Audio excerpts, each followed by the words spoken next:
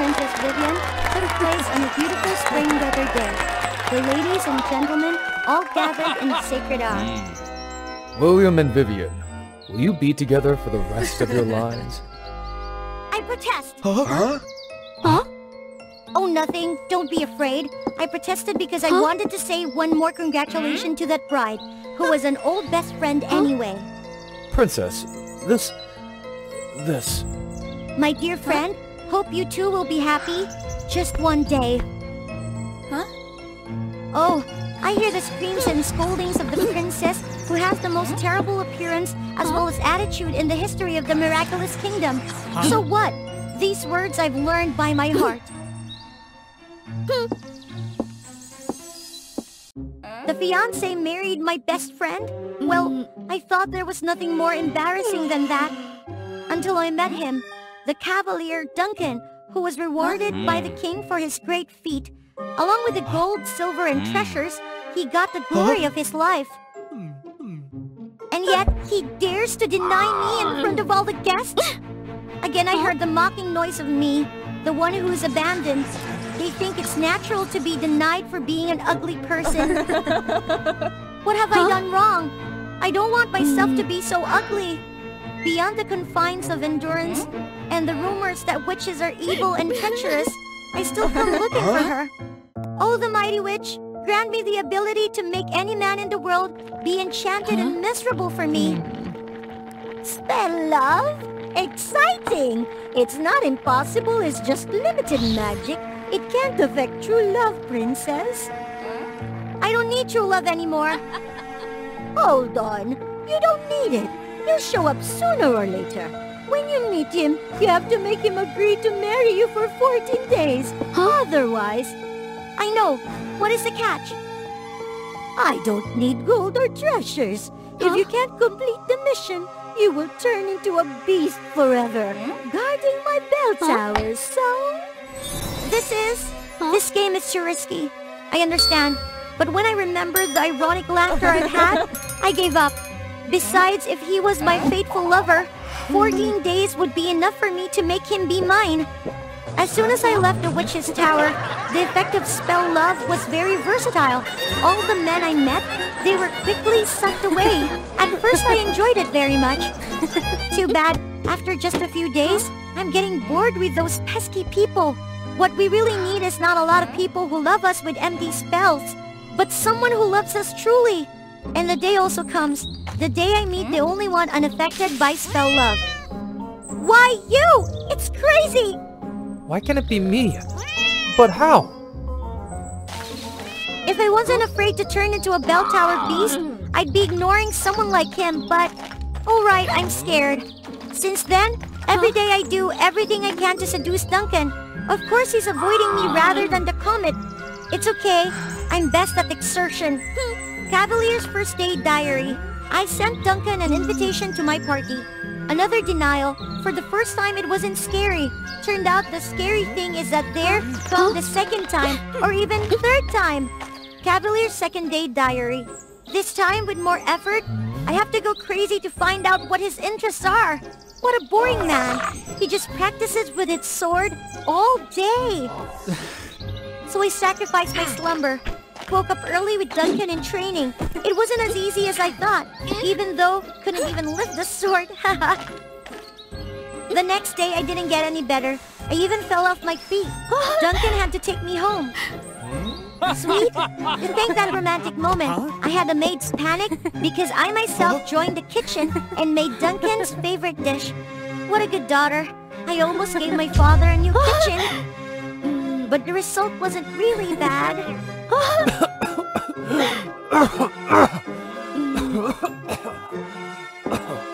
No, not so bad. I realized that at the beginning, I was only do everything perfunctorily. Gradually, I seemed to be really interested in pursuing Duncan. It's weird when I follow the plan. I really put my mind into it, even it's not a task to me. In the end, I was the one who has a crush on him.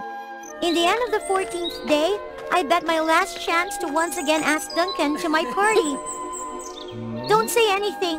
Just decide to come or not. That day, if you don't show up, I'll announce my engagement to someone else at the party. If you come, I will throw away all my pride to confess it to you. Why always men go first? This time, I'll take the initiative. I just want you come. God, you didn't even give me that chance. I was waiting, and waiting at the party. Like forever. When the guests started to leave and the clock chimed at midnight, I gradually turned into a beast with my heart broken. Witnessing this scene, people were scared, chased away, even used torches, arms to attack me. No, please! I will not hurt anyone, please! When I was panicked and ran to the witch's bell tower, I saw Duncan. He was late. There were traces of fighting on his body. I wanted to ask him what happened. Why did he treat me like that? However, it was too late. Duncan persisted in pursuing me, but I resisted seeing him. Sheen, it's me. Please open the door. No, go away! I've become an ugly beast, much uglier than I was before. I can't see anyone in this world anymore, especially you. Did you always accuse me of not being pretty? I never hate you because you weren't beautiful. Sheen, I have my own misery.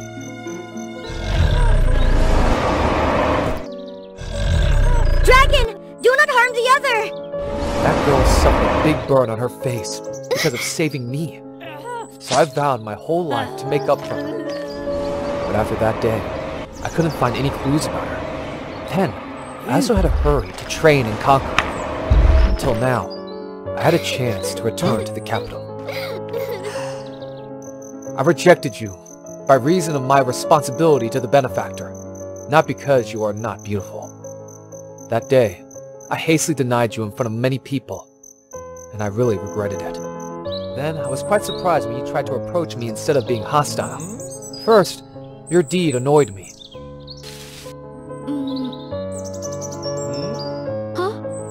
I didn't know when everything from you that really touched me, the rejection in my hand gradually dissipated. But you still did choose not to show up on time? Before I went to the party, the witch had sent me a letter. I wrote that if I went to the forest, she would tell me who saved me.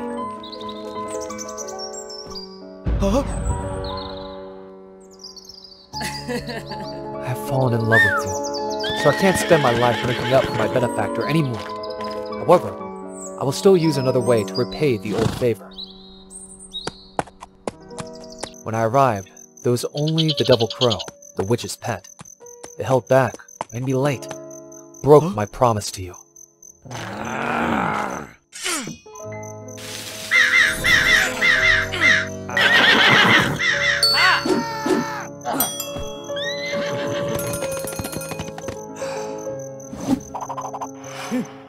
A loud noise sounded. Duncan broke the door and walked in.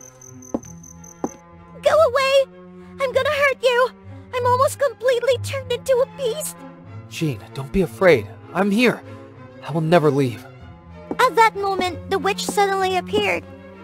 Hello, Duncan, my old friend, who bathed through the blood of my fiery dragon, maybe using a whole bag of trick to destroy you without using magic. Through the magic mirror, I knew you two were destined. How wonderful that God supported me and made stupid princess bring herself here so I could come up with something like this. Now let's see what your little girlfriend can do! At that moment, I seemed to lose my mind. My head hurt. It hurt very much. In my mind were all the words that forced me to attack Duncan. Otherwise, I'd go crazy with pain. I could still see myself rushing toward him. Just couldn't help it. He was a cavalier, so he was easy to fight back. But no, Duncan was definitely just avoiding me and not trying to hurt me.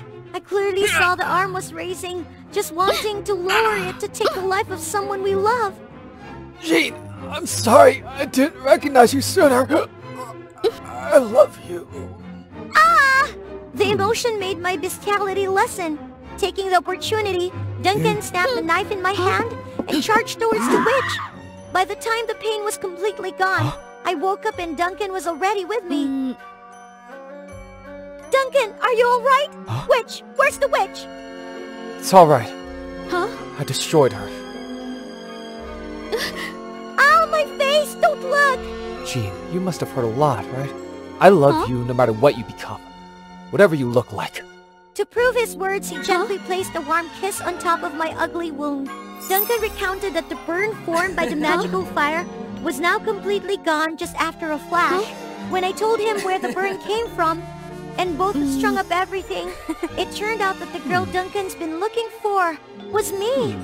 Cool, huh? Best of both worlds. I can give grace and be with the person I love the most. Yeah, it seemed like I finally got to go to my own wedding. I'm so happy. The night fell.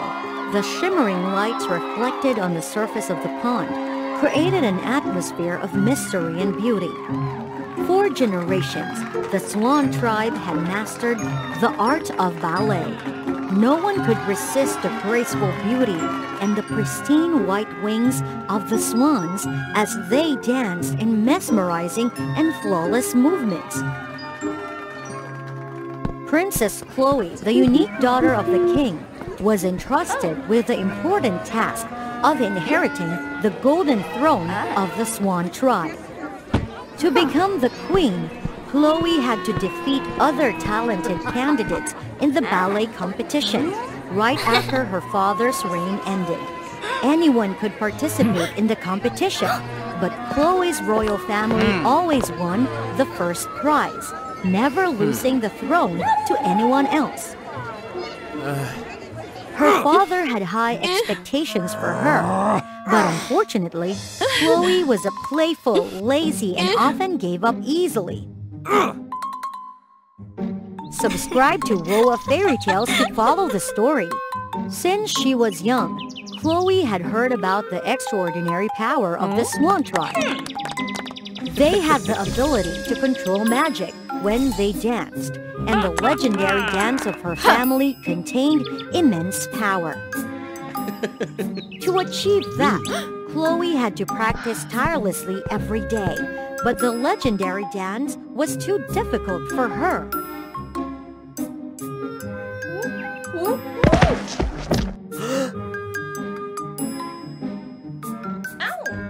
Get up. As a royal swan, you must become the most beautiful dancer in the tribe. It's too hard. I don't want to practice anymore. Let me take a break and play. I'll practice later. Chloe. Chloe easily got discouraged, and whenever things became difficult, she would find ways to escape the practice and indulge in outside pleasures. Chloe's ballet teacher was her cousin Hudson. The king promised that if Chloe became queen, Hudson would be in charge of directing the Swan tribe's nightly performances. However, as the competition approached, Chloe still couldn't perform the legendary dance. I'm tired. I'll just dance without practicing. Stop it. No more practice. Come on, Chloe. I've never seen anyone as lazy as you.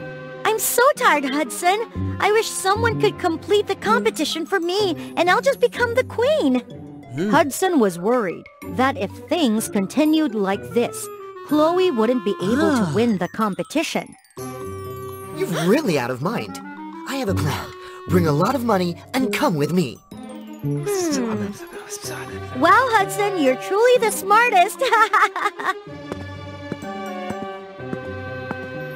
Together, Hudson and Chloe sought out a malevolent witch who specialized in fulfilling dark desires for money.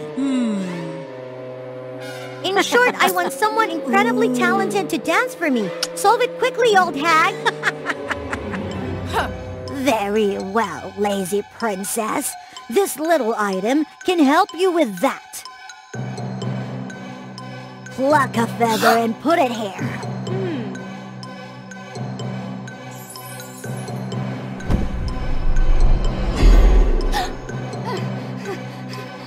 After a while, the liquid transformed into a replica of Chloe, looking exactly like her, but with dark-colored wings and attire. Oh, it's truly magical!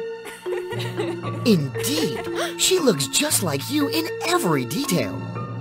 No, she's not. She has dark attire and wings. What? Look again.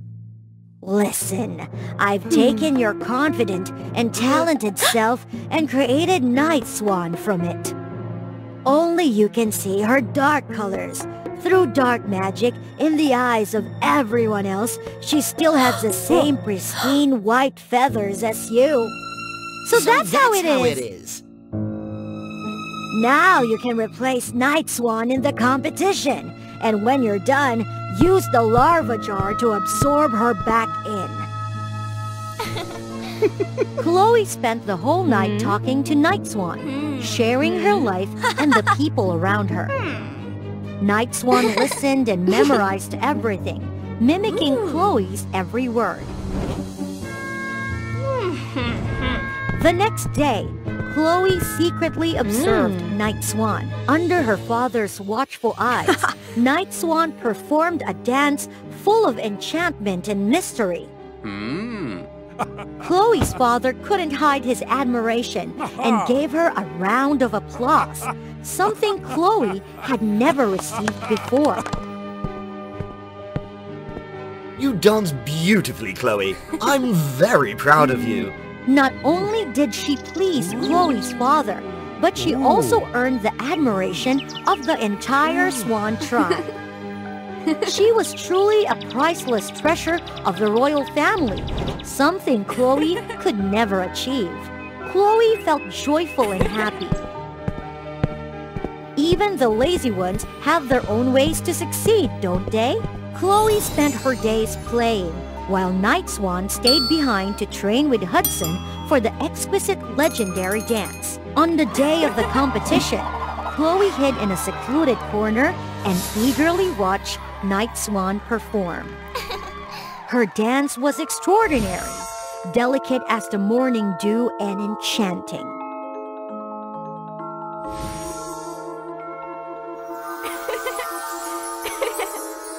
Everyone erupted in a thunderous applause.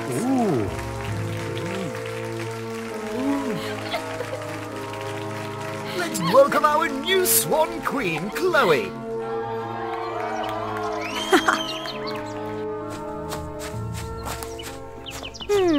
Thank you. You did great. I don't need you anymore. You're not only lazy but also foolish. Did you really think you could control me? What are you saying? Go back to your cocoon! But nothing happened. It turned out Chloe had been deceived by the malevolent witch. Night Swan had become a separate entity with a desire to take over this life. I am the one who deserves to be queen. Nobody needs someone as useless and harmful as you. Night Swan would destroy Chloe to become the sole entity.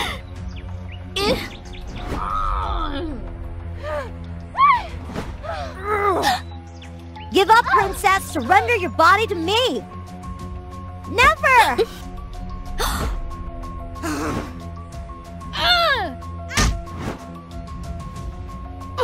Oh, looky! I'll catch that little one later. She was fortunate to survive such a powerful collision. She felt extremely scared of the dark magic and the consequences she had caused due to her laziness and selfishness. Hudson finally found her in her worst state. Chloe, I found you. I've been searching for you. Hudson, I didn't know what to do anymore. Do you know? Night Swan has gained absolute power. Even your father can't stop her. And I can't even be sure if Father will believe me. There's no one left to help me.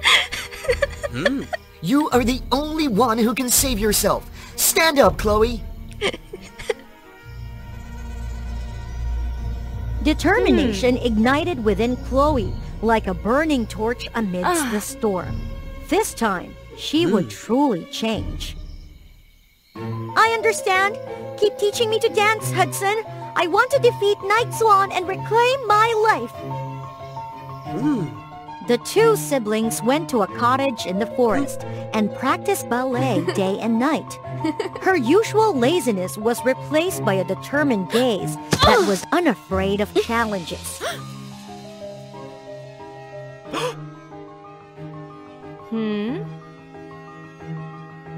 After 3 months of training, Chloe finally succeeded in performing the legendary dance and unlocking the extraordinary power of the swan.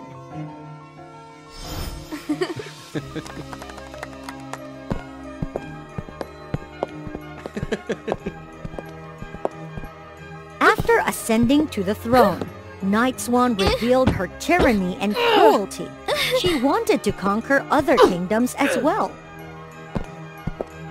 Knowing that swans had the ability to shoot magic whenever they danced, she forced them to use their dances as weapons instead of mere entertainment. Compelled to follow the path of war, they couldn't dance out of passion anymore, and the swan tribe now lived in agony. Chloe's father noticed a significant transformation in Chloe since she ascended to the throne. She grew distant and authoritarian, only wishing to issue commands and have everyone obediently follow her will. Despite his repeated attempts to advise her, she remained indifferent, believing herself to be the rightful ruler who needed to answer to no one. Her father felt deep sorrow and longing for the girl she once was, lazy yet kind-hearted, always caring for her people and family. Chloe returned, surprising the entire tribe.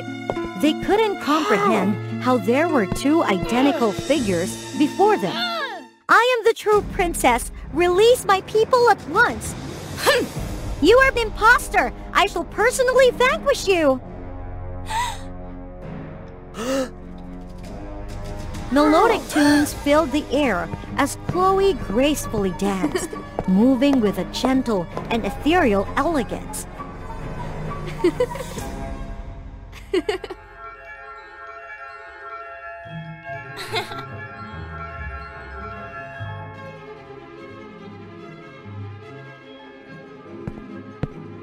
In contrast, Night Swan possessed a seductive and commanding dance, exhibiting powerful and unpredictable movements.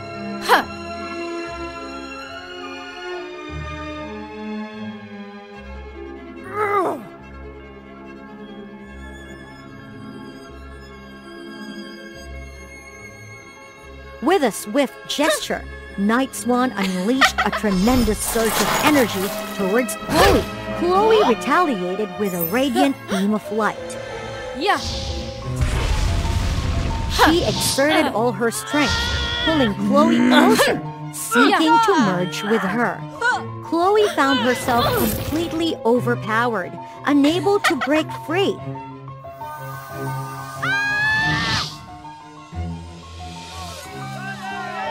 Hudson promptly revealed the truth to Chloe's father. Chloe's father gazed at Night Swan with perplexity. Through his eyes, he beheld a replica that gleamed as lustrously as Chloe once did.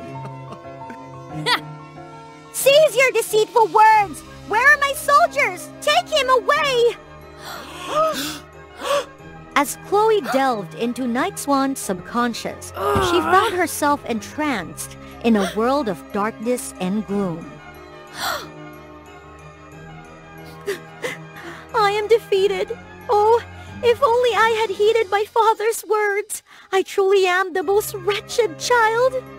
Suddenly, Chloe glimpsed fleeting fragments of memories, witnessing her father's words of encouragement and unwavering support, urging her towards success. Oh, Chloe, endeavor is a journey of relentless determination and discipline. Keep striving, my dear. I have faith in you. Soon, images of the two of them, joyfully admiring the graceful performances of the Swan tribe, unfolded before her eyes. They danced with fervent passion, upholding an age-old tradition that could never be shattered. These fragments of cherished memories enveloped Chloe with a newfound strength. Determined, Chloe set out to find anything that could aid her escape from this predicament. She traversed the endless expanse of nothingness until at last she discovered a strand of radiant white swan feather.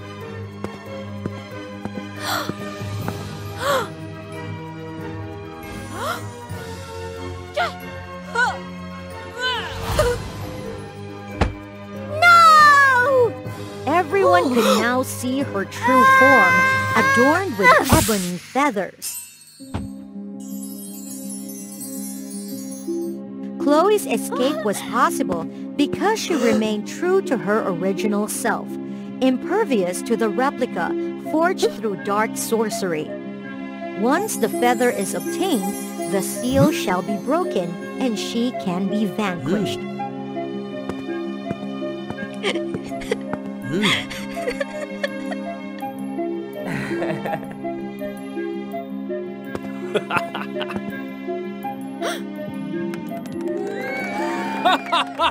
Chloe came to realize that maturity entailed not only accepting responsibility, but also dedicating oneself to relentless self-improvement in order to achieve success. When life was dyed in darkness, send your wishes and desires to the stars.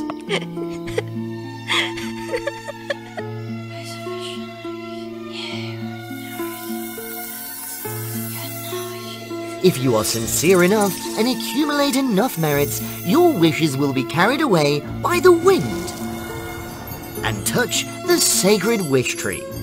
Then, the zodiac gods will take turns turning wishes into reality. The wishes are contained within starfruits, a rare fruit that holds the essence of the wish tree. The supreme goddess Cosmo will turn this fruit into a magical wine.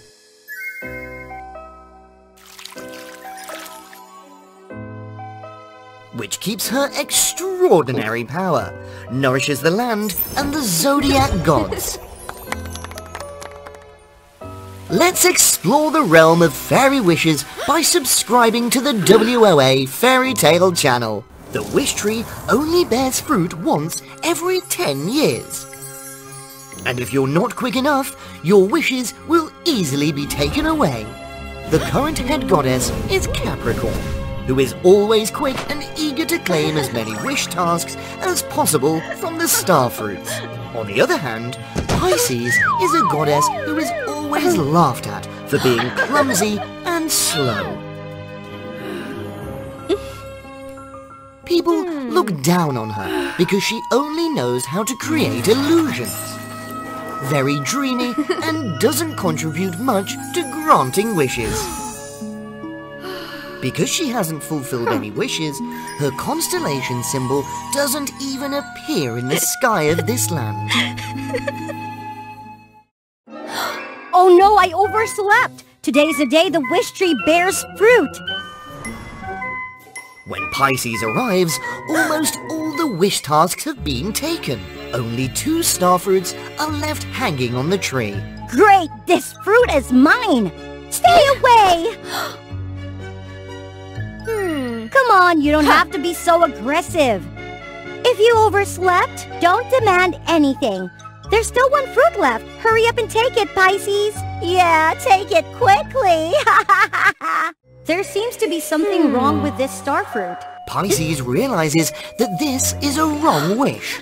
Completely against the laws of life, that's why the other gods avoid it. An old woman carpenter lost her son in an avalanche a few years ago. In extreme grief, she couldn't overcome this pain and wished for her son to be resurrected. This wish is beyond the capabilities of the zodiac gods. Poor thing, only received 1 wish. Give up. After all, you will always be a burden to this land. I will prove it to all of you. Pisces knows that she can't bring the old woman's son back as wished, but she can use all her abilities to make her mother live in happiness. The purpose of the wish tree and the zodiac gods in the end is still to bring positivity to life and make everyone warm and happy. It hurts so much.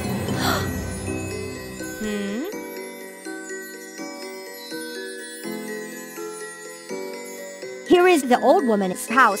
She must have accumulated a lot of merits. I can't let her wish go to waste. The old woman used the most famous carpenter in the village because of her mesmerizing wooden artworks. However, since the accident happened, she only took simple carpentry jobs. In addition, she stayed at home all day, looking back at old pictures and crying so much that her eyes have become blurry.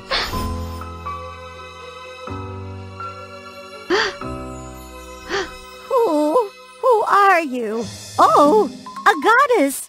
Don't be scared. I am the goddess Pisces. I'm here to fulfill your wish. Oh, I beg the goddess. Even though I tried to forget the past, I don't want to forget. From now on, you will never have to live in pain again. Pisces immediately cast a spell to clean up the old woman's house. Then she uses her power to create an illusion, making the image of the lost son appear. My child. It's really my child. Mother! I'm sorry, my child. If only I didn't bring you along that day. It's okay. Everything will be fine. The old woman's long, sorrowful heart now beats with joy and happiness. Finally, Pisces has helped someone. She's not as useless as they say. But right after that, a guest suddenly appears at the old woman's house. He sees the old woman talking and laughing alone and gets scared and runs away. He thinks that the old woman must be obsessed with her son to the point of madness. Exactly 1 week later, the zodiac gods gather at the sacred wish tree. In an instant, all the star fruits on the tree fall down. Success, my first starfruit! The image of the Pisces constellation is now clearly visible in the sky, shining brightly alongside the remaining 11 constellations. Hey, how did you fulfill the old woman's wish? The power to create illusions is not a joke, you know. Creating illusions? Ha! That means you're still letting the old woman live in the past. It's not anything great. Why not? Come with me and you'll see how happy the old woman is.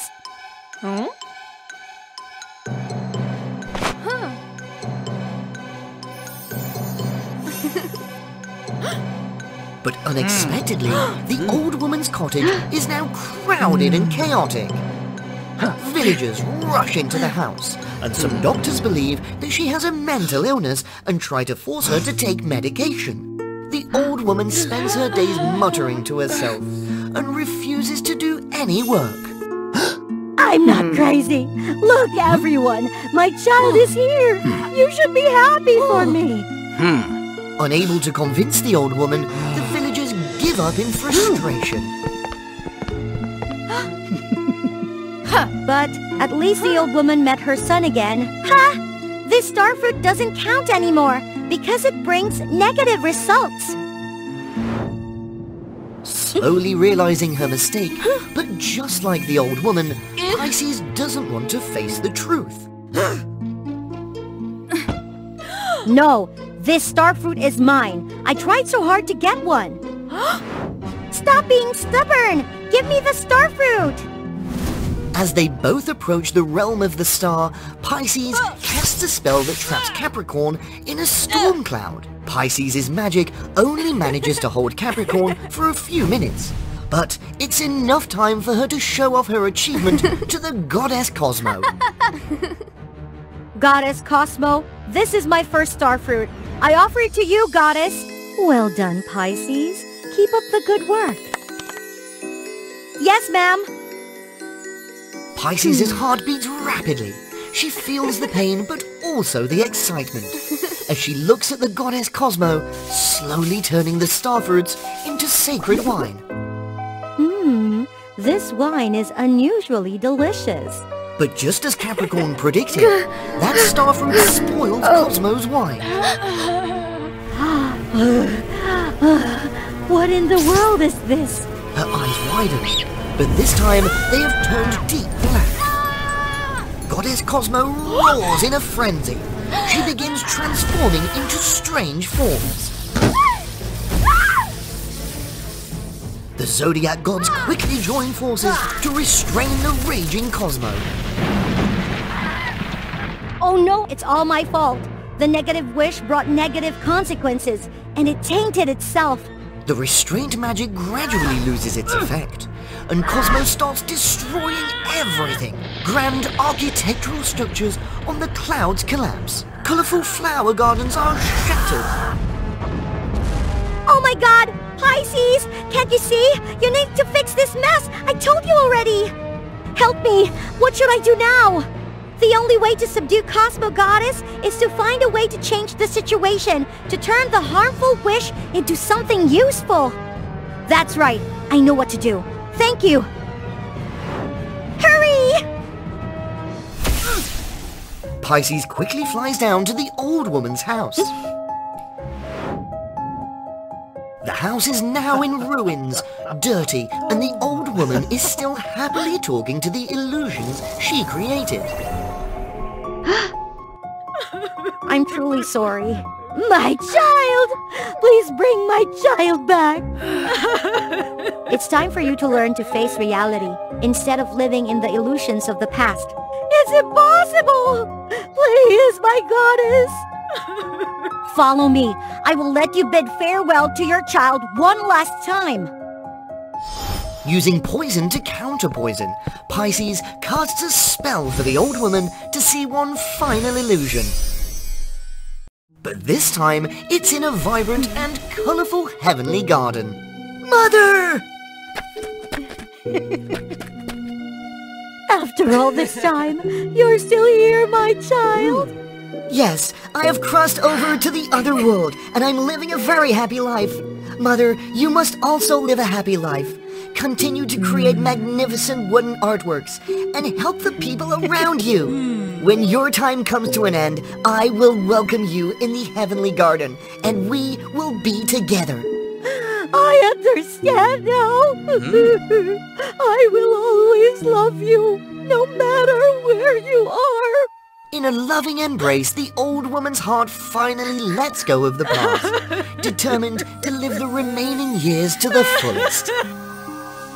When Pisces returns to the realm of the stars, the goddess Cosmo has returned to her normal state.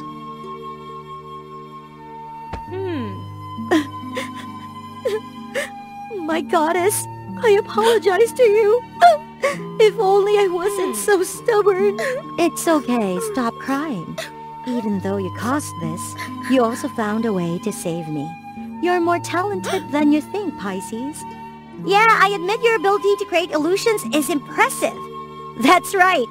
Just a bit stubborn and sensitive. Stop teasing me already. From then on, Capricorn and the other zodiac gods no longer compete with Pisces. They assist her in Fairy Rosie and the handsome Fairy Flynn that many people admired. Rosie was a stubborn and naughty girl who would always make fun of Flynn, while Flynn was always tolerant and gentle, taking care of Rosie. In particular, in the fairyland where they lived, there was a legend about a lake known as the Forbidden Land of Death, deep in the mysterious forest. This forest was also rumored to be the shelter of a dark evil witch named Helen. People were always advised by the elder fairy to stay away from this place because there was sealing an extremely dangerous dark thing. If there was anybody who liberated it, this fairyland would be in danger, and the fairies would also be in trouble. However, Rosie was extremely curious about it. Flynn, I heard that the lake is the lake of wishes. As long as you go there to make a wish, all your wishes will come true. But that was the Forbidden Land. We shouldn't trespass. We are fairies. We have magic. What are we afraid of?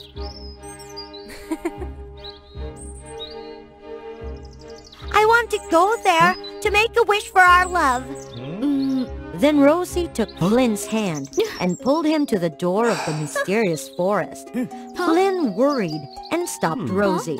Rosie, I don't think we should disobey the Elder. What if we put everyone in danger? I only go there to make a wish.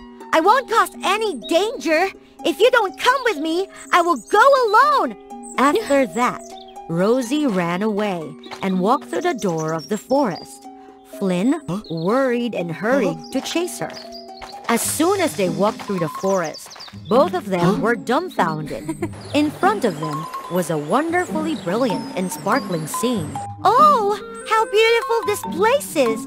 Come on, Flynn, let's go to the Lake of Wishes! But the elder told... Just a wish! It won't take too long! Don't you love me? Flynn helplessly followed Rosie to the end of the forest. Rosie. I, Flynn. We wish that we would love each other forever and ever.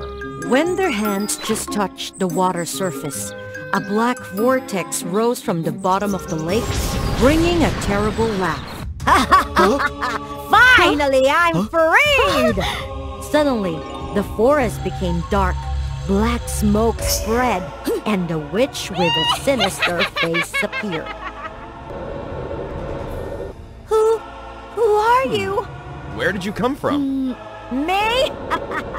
I am the one who was sealed by your elder fairy for thousands of years in this cold, deep lake. Just now, I was freed by the two of you. We did nothing. Yes, you did nothing, but your selfishness with insistence on doing what you want, Rosie, and your frustration but helplessness. Flynn is the key for me to be released. You are the legendary Dark Witch Helen? That's right, it's me. Hearing that, Flynn worriedly pulled Rosie's hand and ran away. Wanna run away? It's not that easy! Rosie angrily turned around to fight the witch. But before she could do anything, a huge bolt of magic rushed towards her. Help me! Flynn, wake up! It was my fault. I am so selfish. This guilty feeling of yours is so great! The more negative emotions you have, the stronger I become. You are so cruel. Evil is the power of strength. Remember the old days? I used to spread fear and jealousy to this fairyland, making the fairies riotous and turn to slaughter each other, which helped my strength increase enormously. I thought I would become the reigning queen here, but I never thought that your elder took everything from me and sealed me in the cold lake bottom for 1,000 years. How lonely it was. Because you deserve it. A person like you will be alone for the rest of your life. Then all of us will be trying the taste of solitude together. And it will start with you. Watch me. The witch shot magic at the two of them. But to her surprise, her magic was repelled by their love. Impossible! That is the power of love, which you can never have. That is also the thing that broke your seal. Negative emotion has no power. I tell you what power is. Yeah! After saying that, Rosie tried her best to shoot magic bolts at the witch, but her strength could not match the witch's dark power. Are you confident about your love? Then I will use Flynn to practice magic and make Flynn hate you! That hatred will make me stronger than ever. And you will have to suffer excruciating pain. Wait and see! Rosie panicked and ran to Flynn, but it was too late. The witch took him away. Flynn! Flynn! Oh, my Flynn! Rosie was extremely regretful and worried. Because of her own impulsiveness and selfishness, she had put Flynn in danger, and the safety of the fairyland was also threatened. Rosie hastily flew over to beg for the elder's help. Elder, please help me. I broke the seal and freed the evil witch Helen. She took Flynn away. What do you say? Helen is freed? I only went to the forbidden land of death to make a wish. But who would have thought about? The elder sighed, looking at Rosie's wounds, and gently used healing magic for her. Actually, Helen is my sister, but she blindly followed the dark power, using people's negative emotions to build her strength. I did not mercilessly eliminate Helen, but locked her at the bottom of the lake. Then please let me know how to find Helen and win her over to correct my mistakes. This is the power gem. It will help you defeat Helen. It will need the strength of your love and your inner strengths to activate the power of this gem. I'll definitely do it, but where should I find Helen? This is the place where Helen is hiding. Hurry to get there before Helen successfully practices magic. If not, Flynn would be extremely dangerous. Rosie bowed her head to thank the elder, and then she took the gem to rescue Flynn. At that time, in the swamp, the witch Helen was consistently transferring the power of darkness to control and change Flynn. Poor Flynn! That selfish Rosie has abandoned you and ran away. She only loves herself, always doing whatever she wants regardless of your feelings. No way. Rosie will definitely come and save me. Ha ha ha ha! You trusted her blindly. Rosie is never going here. She had found a new love. That's impossible. The love and trust in Flynn weakened and gradually turned into anger and despair, making Helen extremely happy, and her strength also increased. When Rosie overcame many difficulties to reach the end of Hera's swamp, Flynn was completely conquered by Helen. Flynn, I'm here to save you! Sorry, you're too late. Now let's see the strength of your love! Flynn, quickly destroy Rosie!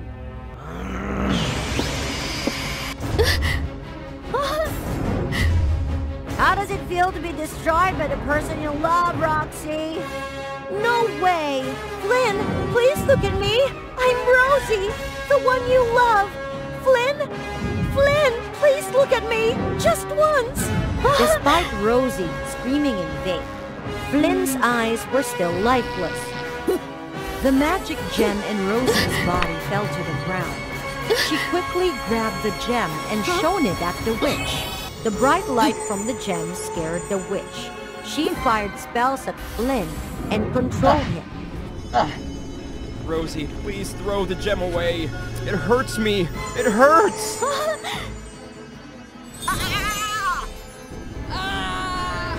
What should I do, Flynn? I don't want you to suffer at all. Because of the one I love, I lost my only chance to eliminate the evil witch. Flynn looked at Rosie's tormented eyes, as if his eyes were shining with love. He slowly walked up to her and called softly. Rosie! My Rosie! Helen, seeing this, panicked and used magic to fascinate Flynn. Flynn, she was just acting! She deserves it for leaving you! Rosie looked into Flynn's eyes and felt his love. So she was very emotional and rushed to Flynn and hugged him. You recognize me, don't you? You remember me, don't you? We were hand in hand and made a wish in the Forbidden Lake that you would have always protected me, Flynn. I love you. The kiss from that intense pure love awakened Flynn and freed him from the dark magic of the witch.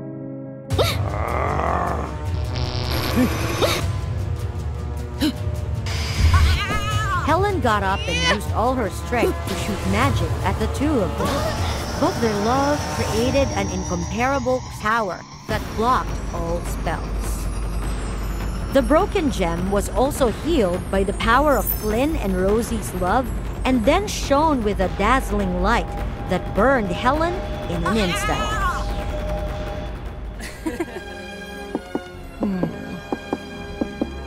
The two returned to the fairyland and gave the gem back to the elder. They were agreed to hold the wedding carefully by the elder. On the day of the wedding, the elder gave the magic gem to Flynn and Rosie.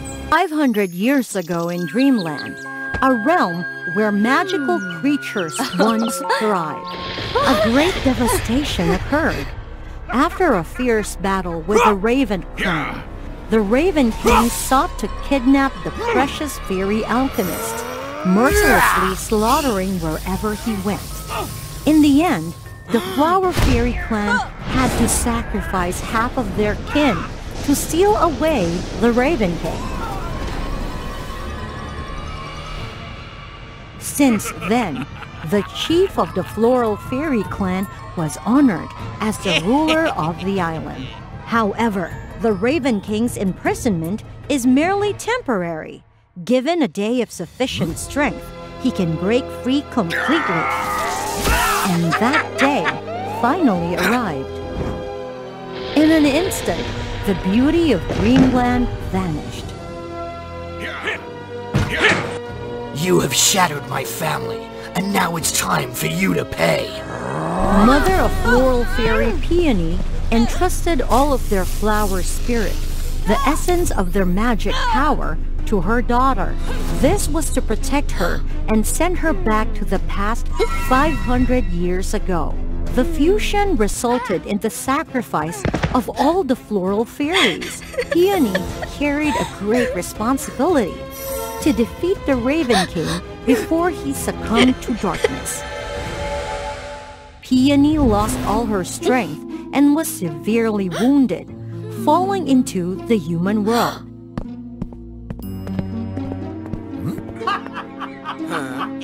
She also encountered a group of demon hunters who specialized in hunting spirits, stripping them of their magic and selling them to the wealthy. Oh, a floral fairy.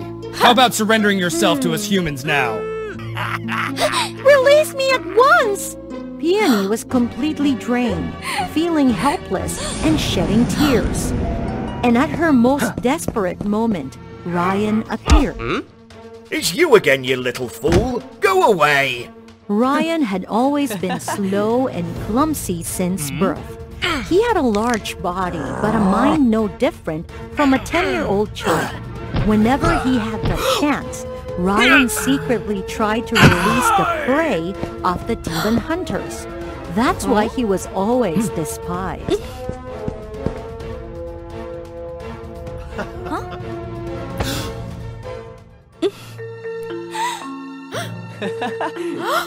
Who are you? Being rejected and driven away, Ryan retreated deep into the forest to live. But beautiful. You're so beautiful. What's with the stammering, you foolish boy? Huh? In the following days, Ryan diligently took care of Peony, passionately tending to her wounds. Gradually, Peony was moved by his warmth. Although he was foolish, he was truly kind-hearted. Of course, Peony didn't forget her mission. However, she didn't know where to find and gather information about the Raven King now. She only knew that he had a distinctive raven feather-shaped mark on his chest, the source of his power's corruption. Ryan always helped her gather information about the Raven King. On the 7th day, there was no news about the Raven, but mysterious incidents occurred on the streets. It involved the disappearance of a series of young girls reaching maturity. Furthermore, the number of wild creatures in the forest was decreasing. One sleepless night, a disturbing event took place.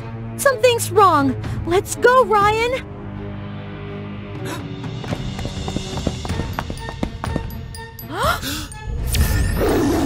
No! Get away quickly!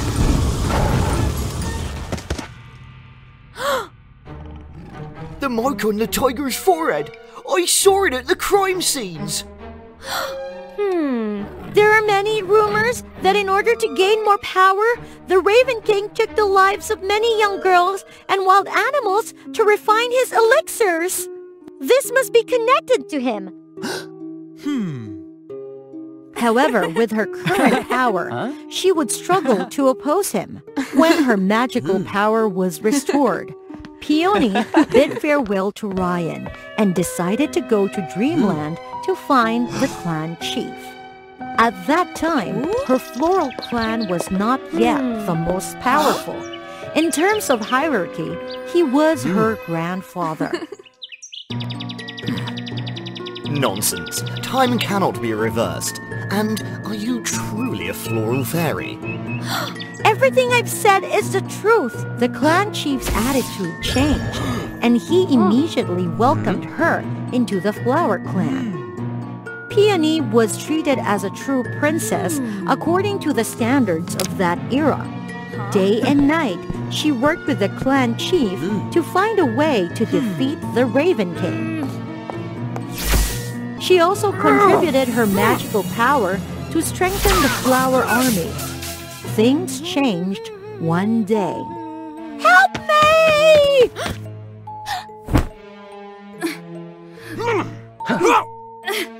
The mark on her forehead!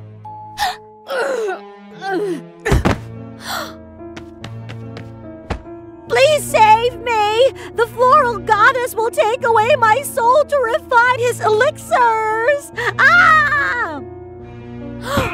Peony grew suspicious and secretly followed her. She couldn't believe her eyes when she discovered the clan chief's secret chamber. It held a large number of young girls and various beasts and creatures with marks on their heads.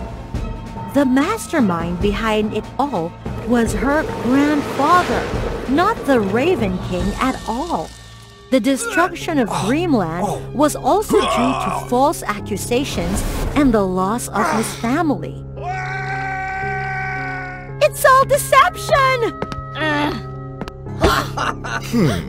In the end, you also fell for it. From the beginning, he didn't believe her words. He only played along to exploit her power. Furthermore, she would be the crucial factor in making his elixirs even stronger. The most despicable enemy has always been the one closest to me. I won't forgive you.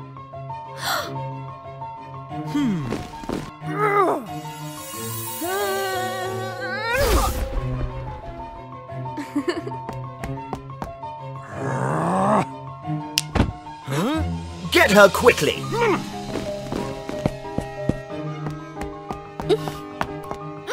The gate! Open now! Oh, Ryan! Unsettled about Peony and always longing for her, Ryan silently watched from outside the gate every day. Just seeing her figure appear one more time would make the foolish boy extremely happy.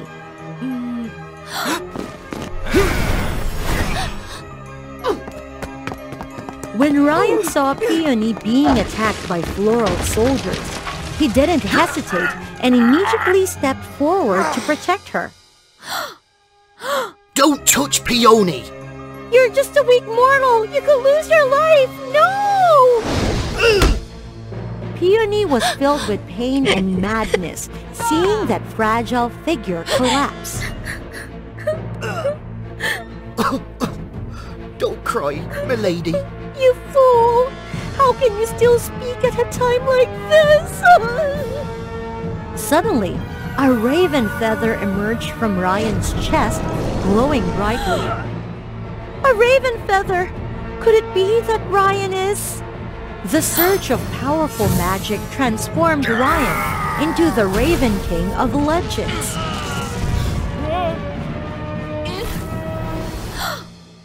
I'm not a human. Why? The magical tears and intense desire for love towards Peony unlocked his true form.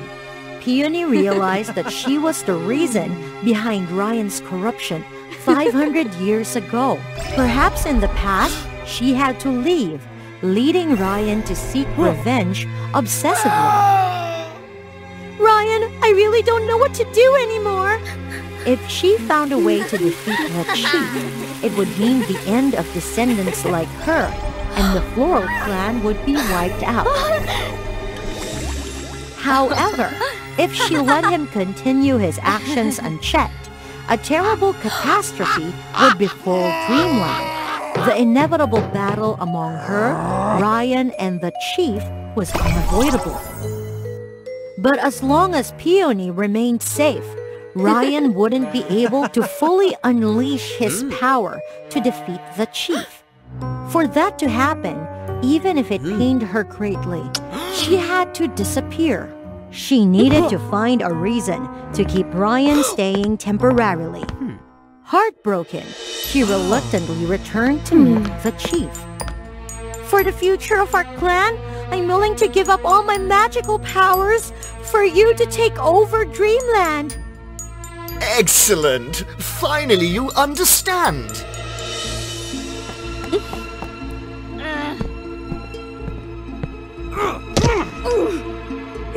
Before bidding farewell to her floral soul, Peony secretly sent a signal to Ryan. It turned out she tricked him into believing that the chief had taken something extremely important that only she could retrieve, and when she sent the signal, Ryan would surely appear.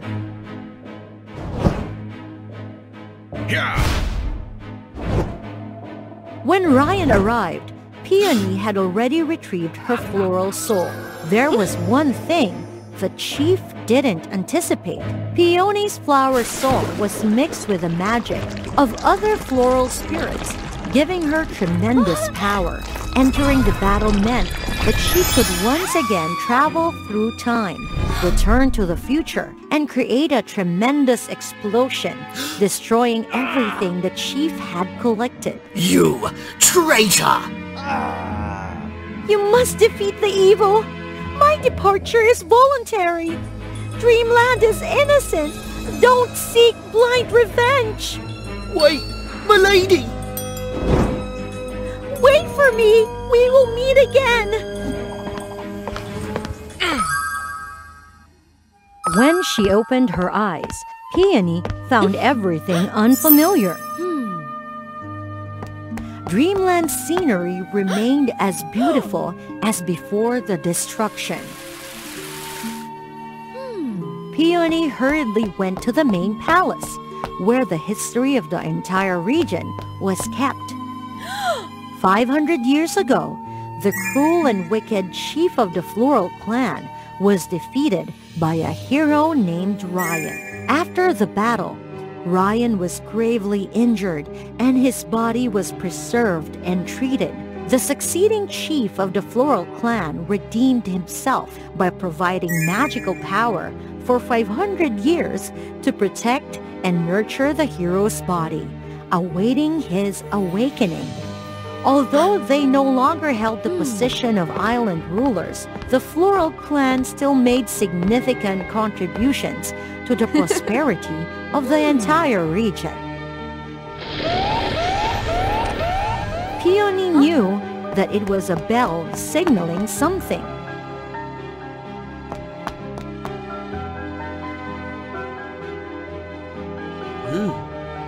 Finally, I fulfilled the promise we made 500 years ago!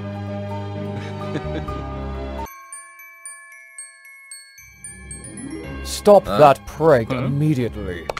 Yes, that castle is the dwelling place of the spirits. There you go being strict again, Frost. The owner of the castle, as well as the cold and strict steward, is the witch Luna. Frost's life depends on the owner, and if he goes against what the owner asks, Frost will be punished. Before Luna, Frost served many generations of owners, but they all shared one common trait, the passion for power, which eventually led to their downfall at the hands of authority. One day, Luna suddenly disappeared and never returned. Until the castle received a new owner, Frost had to continue guarding and protecting the castle. Without the breath of its owner, the castle was already eerie. And now it was even colder, with all the creatures frozen in place. Then, one day, with his sharp ears, Frost heard the incessant crying of a child. The crying was getting louder, and Frost couldn't bear it. So, he had to search for its owner. You unlucky child. You must be the one that villagers sacrificed to the demon. Humans are so selfish. Stop crying! Do you believe I would... Faced with the innocent and cute smile of the child, even though Frost had threatened her, his icy heart was touched, and he sighed and brought the child back to the castle. As soon as the baby let out a crisp laugh, the castle was infused with vitality, and all the creatures woke up and accepted the child as their new owner. And so, after a very long time, Frost had a new owner. He gave her a grand and powerful name, Scarlet. Scarlet grew more mischievous and cunning as she got older. She was always curious about her identity and the appearance of the steward by her side at all times.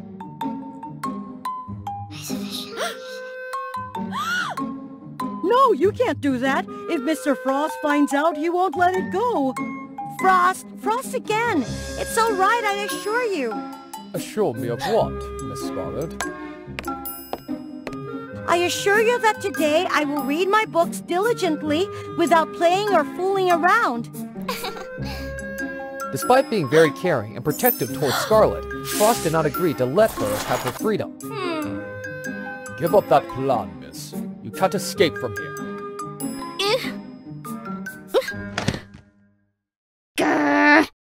Aren't I the mistress? My request is to leave. I want to know the source of my origin. Impossible. I will never... Ah! When he didn't comply with the mistress's wishes, Frost would be punished. But he accepted the pain to hide the truth that Scarlet was an abandoned child, avoiding harm to his mistress. So, miss, will you give up on the plan as promised? Why give up? I must see it through. If Frost doesn't know, he won't feel any pain. Every day, Scarlet secretly investigated different rooms in the castle, believing that one of them would help her learn about her identity. Wait a minute, why am I doing this? Aren't all of these things already mine? Thanks to these secret explorations, Scarlet's daily life became more enjoyable and exciting. Of course, everything happened while the steward Frost was busy with work. When she arrived at room number 98, it was unlike any of the interesting rooms she had seen before. This room was covered in layers of dust, dampness, and a gloomy, dark atmosphere. The only light came from an antique lamp next to an old lady carefully mending an old carriage frame. The old lady was so absorbed that she didn't notice a group of suits closing in on her. Stop! Quick, go! You're a kind girl. What do you want to ask me? I'm a witch who can answer any question in the world. Scarlet was excited to ask about her own background. The sound of the bell ringing indicated that Frost had returned. Anyway, it's still here. I'll come back tomorrow. The next day, when Frost was busy with work, Scarlet hurriedly went to look for room number 98. Strangely, it had disappeared, replaced by room number 99. Behind it was the place she had always wanted to go, the town of humans. A loud noise caught Scarlet's attention. A human girl was in a heated battle with a monster. The fight was extremely tense. The girl was at a disadvantage. Seeing this, Scarlet didn't hesitate and rushed to help. Taking advantage of the moment when the monster turned to attack Scarlet, the human girl seized the opportunity and destroyed it from behind. After overcoming the danger, the two young girls became friends. I'm Lena, a student of a wizard who banishes demons in this town. Based on your attire, you are... I'm Scarlet! I live deep in the forest! I came here to find out about my background. Lena was frightened to say that the forest was where the strongest evil creatures gathered, especially the haunted castle that imprisoned young human girls. The terrifying castle steward caught them and turned them into souls guarding the castle, unable to escape. So if you know anything about Frost, please tell me so that my master and I can defeat him. Scarlet felt there were many suspicious points in Lena's words, so she absolutely did not believe her. To clarify Lena's lying motive, Scarlet brought her back, but turned the doorknob to room 98 of the old woman who knows everything. Oh, the kind girl has returned. So tell me, what do you want to ask? Scarlet used this opportunity to ask about the truth behind the story that Luna told, why she falsely accused Frost.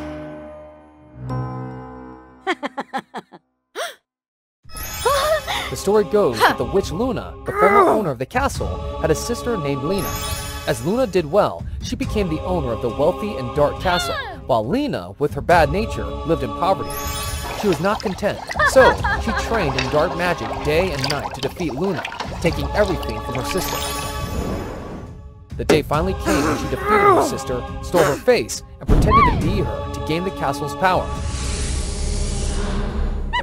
Luna's soul escaped without Lena's knowledge. The haunted castle was always hidden, and since she didn't have the real owner's soul, she couldn't find her way. Up until today, she met Scarlet, who decided to take advantage of her to return to the haunted castle.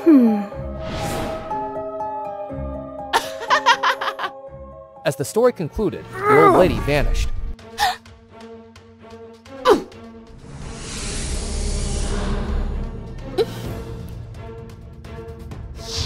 Oh, listen to this imposter! I'm not easy to bully! It was the castle owner's bell, and Scarlet used to set traps and catch Lena. Lena launched an attack on Scarlet, but luckily, the necklace she wore protected her life. Now let's see who will become the owner of the castle. Frost was about to rush to protect Miss Scarlet when she saw the intruder's face. Frost, it's me. Luna? Scarlet told Frost the story she knew in full. But she really smells like Luna. Right! I'm the master of all of you. Come back to me quickly. Hey! Remember this? I'm the master of all of you now, got it? Both owners became angry and turned to Frost, the most worthy servant. If I recall correctly, if you don't obey the master's orders, you will be punished. Isn't that right, Frost? Quick! Destroy her now! Since Luna, Frost's former owner, also existed within Lena's body, disobeying her caused Frost unbelievable physical and mental pain. Stop it right now! Frost is not an object for you to abuse and manipulate like that! Do I like to do that? What can you do? Can you even set him free?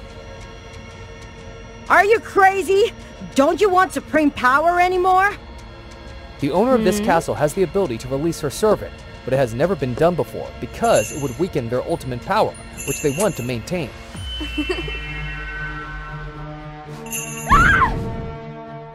Oh, mighty and dark castle! In the name of the castle's owner, I declare that from now on, Frost will be free! He will not be subject to anyone's orders!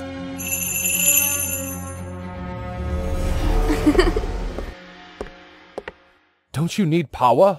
Of course I do! Everyone is greedy, but your safety is more important! That's what we hoped for! Oh, I almost forgot! Congratulations, Prince Frost! The final curse has been lifted! As the beam of light created by the fairies swept through, it breathed life into the castle. Even the souls transformed into living beings. From weariness and gloominess, the castle suddenly lit up with a miraculous glow. What's more, Scarlet gained Luna's memories. It turned out that Luna's soul had merged with Scarlet's because she used to wear a necklace that concealed the truth.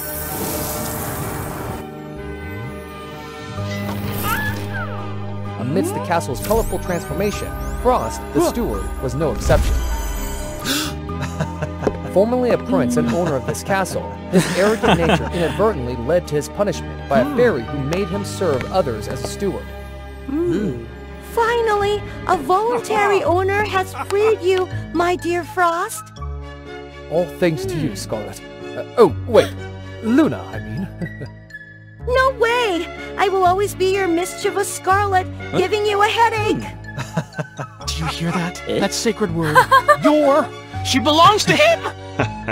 Despite losing his master and servant status, they decide to stay together in the castle and look forward to a better future with their strong bond of many years. Scarlet, You stay by my side forever. This action speaks louder than words.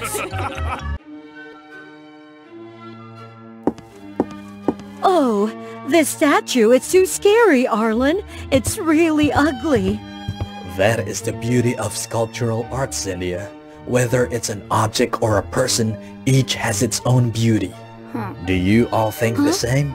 If so, remember to follow the WOA Fairy Tales channel. What are you saying, Arlen? I'll go outside to rest for a while. Call me when you finish. The young man Arlen aspired to become a great sculptor, continuing his journey to learn everything about sculpture. After a while of concentration, he noticed the mysterious girl next to him was also carefully observing the Medusa statue. Arlen continued to participate in the exhibition until it closed, but he still saw the mysterious girl in front of the Medusa statue. Hello, let's go. It's time to leave. It's about to close. At that moment, the mysterious girl turned around to reveal a beautiful face with snake scales on it, exactly like the Medusa statue next to her. Arlen was startled, but before he could come down, the girl had left. Since that day, Arlen was constantly hunted and desired to meet that mysterious girl again. He continuously visited the exhibition until the last day, but still did not meet the girl. Margaret, you came to pick up the statue? Arlen heard the name Margaret and remembered that she was the owner of the Medusa head statue. He turned back to see the familiar cloak passing by. Margaret! Arlen joyfully chased after Margaret, who turned around just as a strong wind blew, making her cloak fall off and her hair flutter in the wind. Once again, Arlen was shocked by the resemblance between Margaret and the Medusa statue she held in her hands. Faced with Margaret's beauty, Arlen fell into a deep and passionate love for her and quickly moved forward to help Margaret. Margaret was a bit surprised. However, with Arlen's enthusiasm, she said nothing and silently walked ahead, guiding him. As the two walked, they were blocked by a group of men.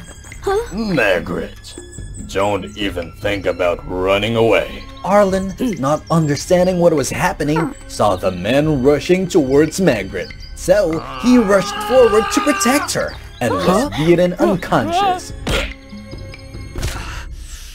When Arlen woke up, he found himself in a strange room full of statues, and Margaret was right beside him. The room contained paintings of both of them intimately, making Arlen even more astonished. What's happening? Margaret, did we just get surrounded by those men after the exhibition, right? Arlen, that happened a long time ago. Did you just wake up from a dream? Once Arlen come down, he remembered the past, and they had escaped the gang after the exhibition, continuing to develop their beautiful relationship.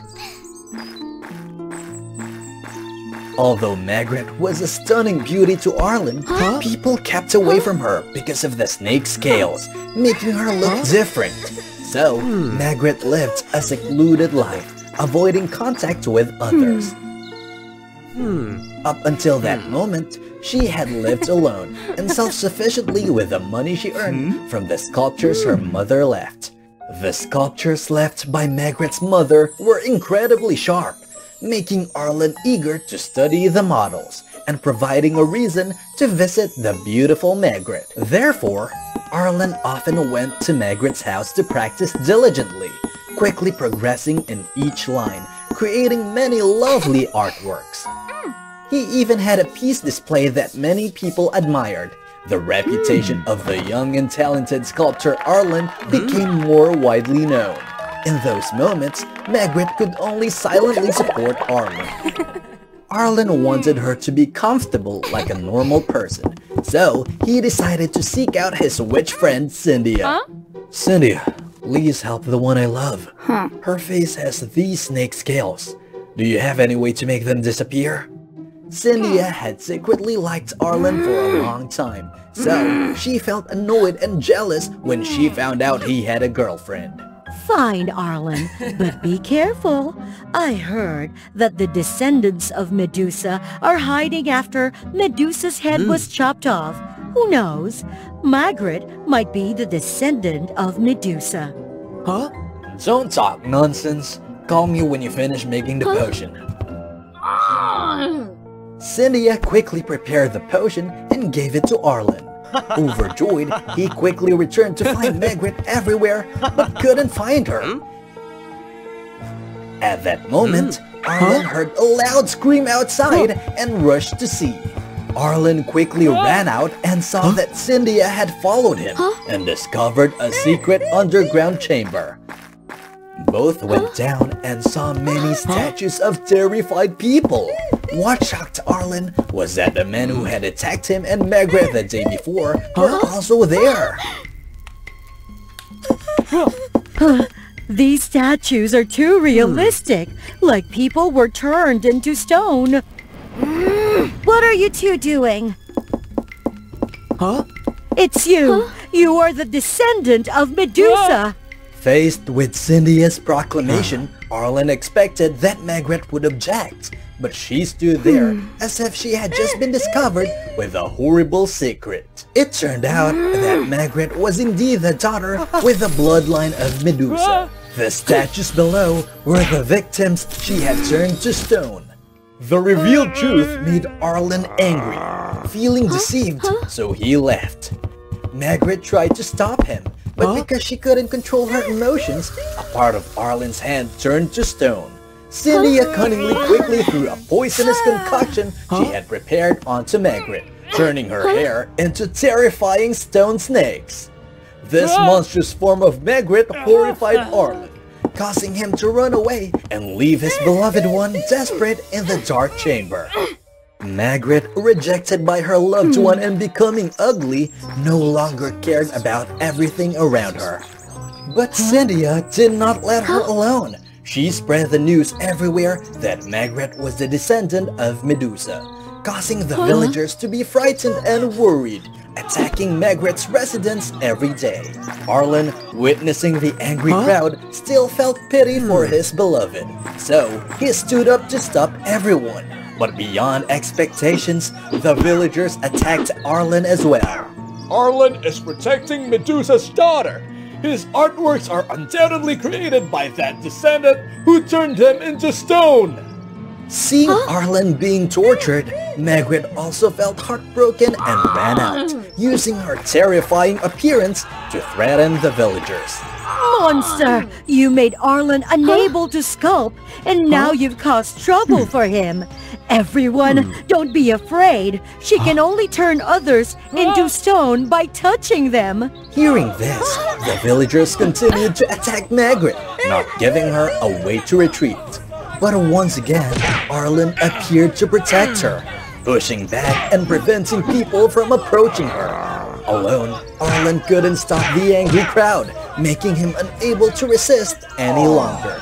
The pain of Arlen reached its peak, escalating Margaret's anger. She controlled the stone snakes to pull people away from Arlen. Only when Arlen was rescued did Margaret realize that she had caused a great tragedy. Everyone she touched had turned into stone.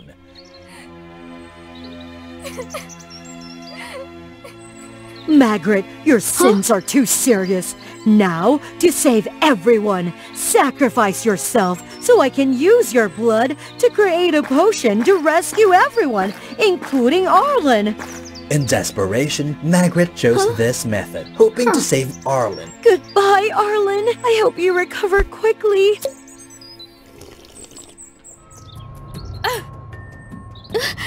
The moment Margaret bid farewell to Arlen, witnessed everything. However, Margaret did not pass away. She lay motionless, seeing Cynthia stand up and laugh maliciously. As it turned out, she didn't need to sacrifice her life. The venom from the snakes on her head was enough. Taking advantage of Cynthia's neglect, Margaret, in anger, tried to grab her and with her last strength, turned her into a stone statue. Arlen quickly caught Margaret, receiving the vial of venom that Cynthia had just taken. Arlen, use my venom to save everyone. Thank you for everything. Margaret, please wake up! After that, Arlen sought out Cynthia's master to have him prepare an antidote for the curse. All the statues returned to normal, except for Cynthia, who was punished by her master for her wickedness. The story of Margaret's sacrifice spread, dispelling the rumors about her and Arlen. Then, Arlen could live a normal life again, but it felt emptier without Margaret. Once upon a time, there was a legendary friendship between humans and unicorns. It was a friendship between Queen Nebula and the unicorn maiden Emma. The two of them played and confided in each other like kindred spirits. Nebula shared with Emma about the splendid life in the castle, while Emma shared with the Queen about her mysterious planet, Starlight. One day, the connection between them vanished. Since then, no one ever mentioned this friendship again. It's said that Emma lives on a distant planet in a galaxy called Starlight. There is only one season throughout the year, and that is spring. The grass, trees, flowers, and leaves are always fresh, covering everything in a pleasant green. It is also the home of the unicorn tribe. They adorn themselves with smooth fur and sharp, colourful horns. Emma has a daughter named Aurora, who is even more extraordinary. Aurora has a 7-coloured horn and a beautiful coat. She has the skill of riding the wind on clouds with utmost proficiency.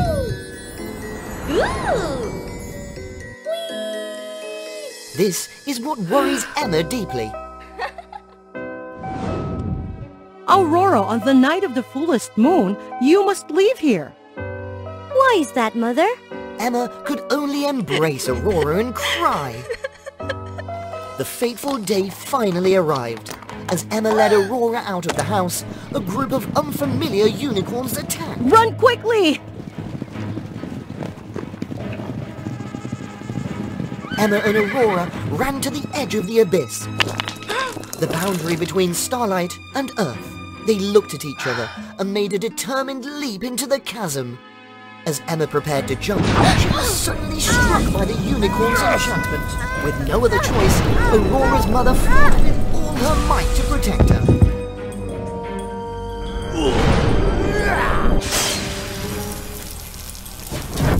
Mother! Before taking her final breath, Emma used all her strength to push Aurora away from the planet Starlight and transformed her into a human form to escape the pursuit of the wicked. Falling to Earth, Aurora woke up to find herself lying in the middle of a forest, her memories lost. Where is this? Aurora suddenly heard a sound, and it turned out to be a young man who was hunting. The soldiers were wary of Aurora's strange appearance, but this young man was not.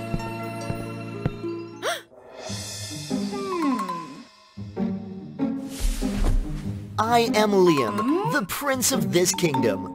What is your name? Where are you from? I will take you back. I don't know. Then come back to my castle for treatment of your injuries. Afterwards, I will find a way to take you back. Upon arriving at the castle, Liam took care of Aurora attentively. From now on, I shall call you Aurora for easier address. It was a remarkable coincidence that it matched her name from the planet Starlight, although she had no knowledge of it. I like this name! Every day, Liam brought the most nourishing food for Aurora. Just be yourself. However, due to the instinct of the unicorn species, Aurora still inhabited some peculiar actions that frightened many. Liam patiently instructed Aurora on how to hold the knife and fork correctly. Fortunately, Aurora quickly grasped everything, astonishing everyone. On another occasion, Prince Liam organized a horse racing competition, and Aurora was extremely fascinated. 3, 2, 1, start!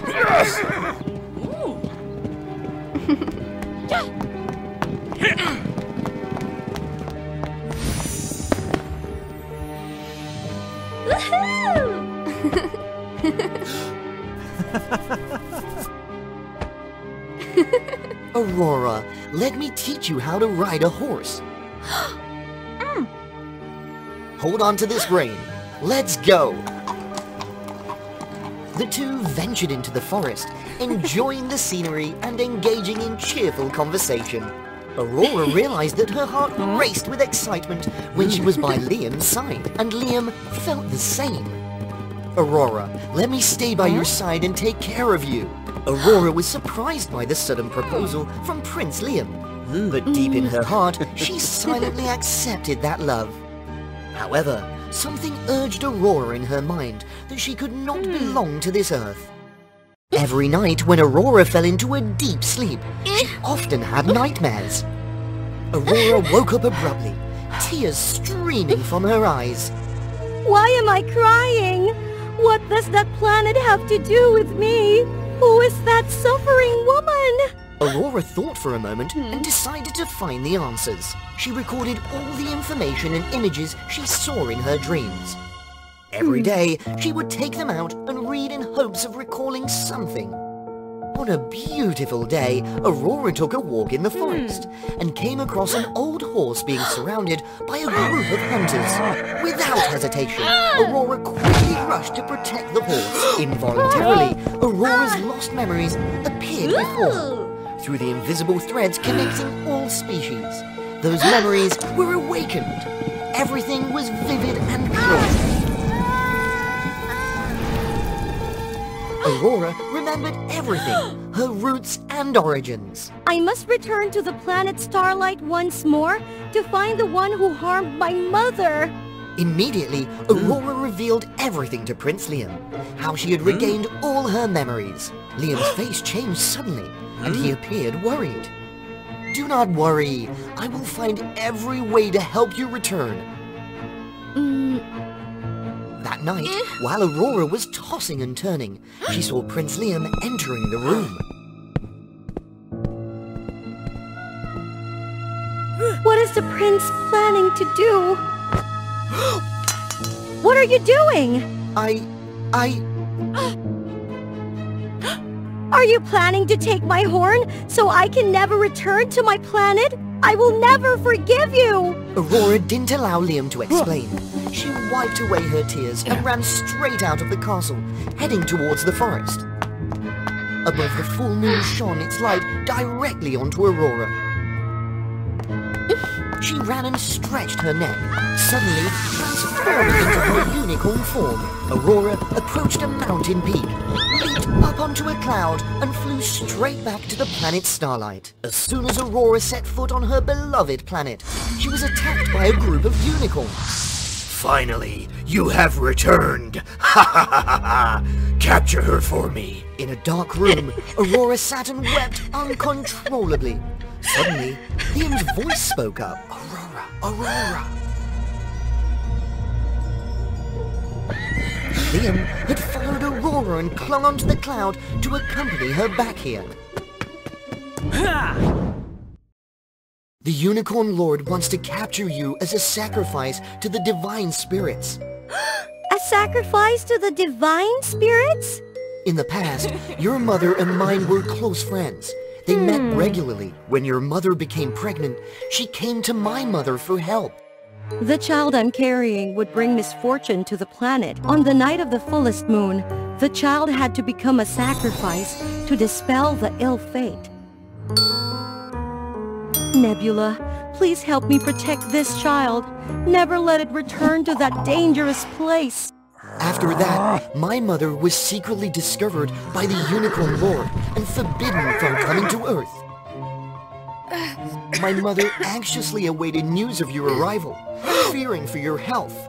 On the upcoming full moon, a unicorn girl will fall into this forest. She is Aurora. Please take care of and protect her in my place. Mother? That's why from the beginning, Liam named her Aurora, even though she didn't remember her name. Liam didn't seem like a stranger by Aurora's side. Most importantly, Liam wanted to take Aurora's horn so that she wouldn't have to endure the torment of her past. I'm sorry for misunderstanding you. Let's leave this place. Don't even think about escaping. Suddenly, a radiant glow emanated from Aurora. She yelled and used her horn to shoot a spell that shattered the prison door. Liam was freed, and Aurora quickly lifted him onto her back, and they ran swiftly. They reached the edge of the abyss, the border between starlight and earth, where Aurora had once escaped from the forces of evil. Should I jump into that abyss once again? Liam is a human, and if we jump from this height, he won't survive. Ha ha ha ha! Keep running. The Unicorn Lord cast a spell towards Aurora, and she swiftly rose, retaliating with her horn. But his power was too strong. The Unicorn Lord continued his attack on Aurora, and Liam rushed forward to shield her, causing him to fall from the abyss. The Unicorn Lord laughed triumphantly, exerting all his strength to create a magical sphere to capture Aurora. Prepare for the divine sacrifice, Aurora! Aurora stretched her neck, kicked her legs, and aimed her horn directly at the sphere.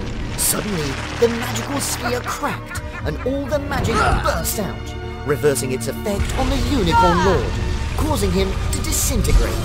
The shockwave of the explosion was so powerful that it shook the ground, causing Aurora and Liam to fall into the abyss. Aurora swiftly reached out and embraced him. Both fell to earth, and Liam gradually regained consciousness. He was in anguish when he saw Aurora by his side. Aurora, please wake up! Liam suddenly remembered the act of taking Aurora's horn. I have a solution! Saying so, Liam took out a knife from his person and transformed Aurora back into a human form. You're awake! Where am I? Who are you? Because she saved Liam, Aurora lost her memories once again. But Liam was still happy, as he could be with her forever. Aurora no longer had to endure painful memories. Allow me to introduce. This is Earth, and I am Liam, the one who has silently loved you for a long time. From now on, let's call you Aurora. The two would learn about each other again, fall in love from the beginning, and live happily together forever. The story ends here. Don't forget... Oh, the giant wolf wants to swallow the little girl and those brave gods? What's happening? Let's follow WOA Fairy Tales with today's story, little kids. Once upon a time, in a beautiful kingdom called Linoman, there lived a wealthy and talented king. His wife passed away prematurely, then he had to raise his daughter, Scatty Princess, by himself. Although being a talented king, a good father who loved his daughter, Lino was too egoistic.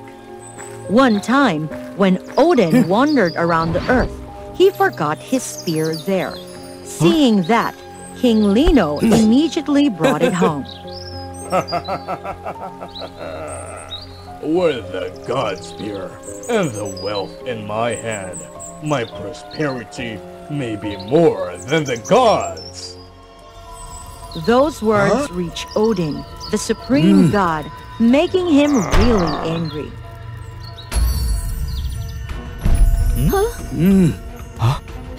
You are a human, but you dare to insult the gods?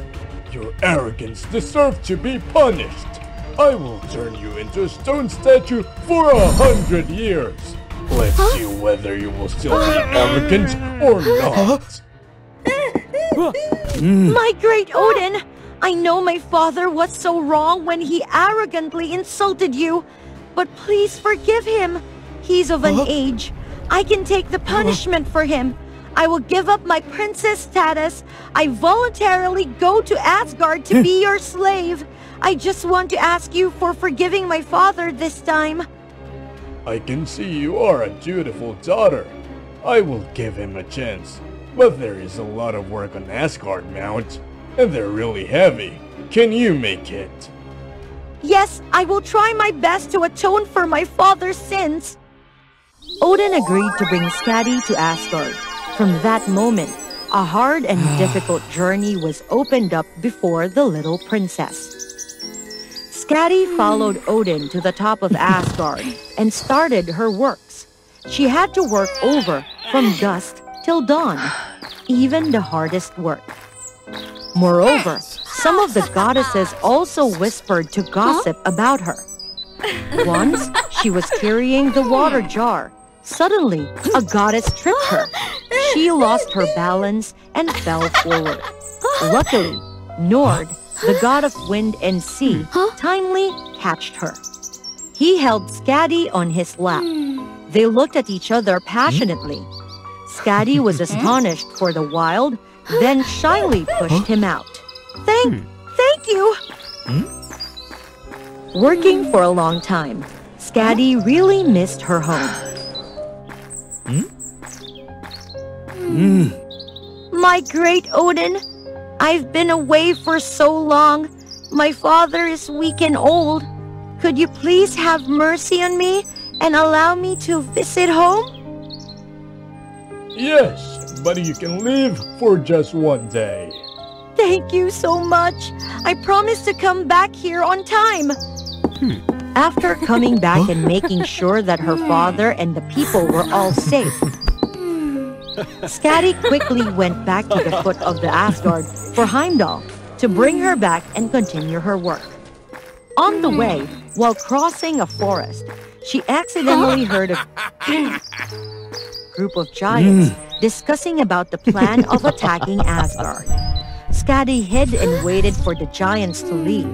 Then she ran fast to the foot of the mountain. After reaching the top, Skadi immediately told Odin about what she had seen.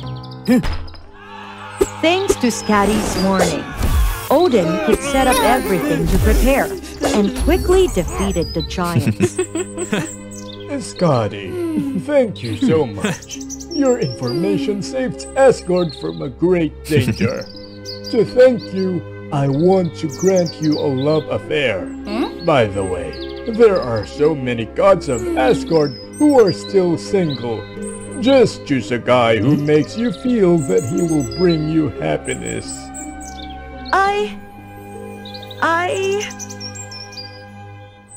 If you are still confused, I have a good way for you to do it.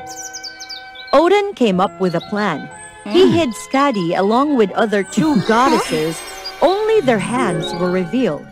The gods who willingly chose the hand of Skadi would become her husband. Nord voluntarily took the first turn, and he was able to choose Skadi's hand. From that moment, they became spouses.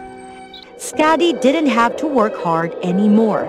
She moved to the palace of the god of wind and the sea, enjoyed a happy life. However, she still felt guilty because she had just met Nord for a short time. She didn't really love him. Nord also realized that, so he treated her more gently. His gentle manliness gradually made her love him. Nord, winter came. The snow outside became thicker. I used to love skiing while I was with my father before. Do you like to go skiing with me? Of course. Let's go. They happily skied together and shared joyful moments, but they didn't know that from the faraway island, the giants were really bitter for losing the fight. They discussed to go on the island to knock out the little guarding god, rescue the giant wolf Fenrir to make a plan for coming back to attack the gods. At that time, Skadi and Nord were so happy together. Nord even took a gilded bow to give Scatty. Scatty, this is a magical bow, a treasure of my mother. She told me that I could only give it to the one I love the most. And it's you. From now on, this bow will always be by your side to protect you, like me. Sadly, their happiness didn't last for so long. Then the giants were back. This time they brought a massive army, and also the ferocious giant wolf Fenrir. Because the surprising attack, the god could prepare nothing. They just went out with their pure nature and power to fight against the giants and the wolf. Scatty, I have to go now. Asgard is in danger. Remember to stay here. You're not allowed to go anywhere. No! I cannot let you go alone! Let me go with you! Come on, listen to me. My happiest thing is your safety. Right after that, Nord went out to fight. Scatty was so worried that she followed her husband. The fight was really fierce. Both sides reserved the balance.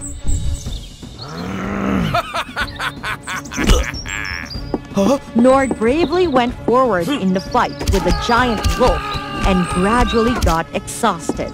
Taking the chance, the wolf knocked him out far away, then moved forward to swallow the god.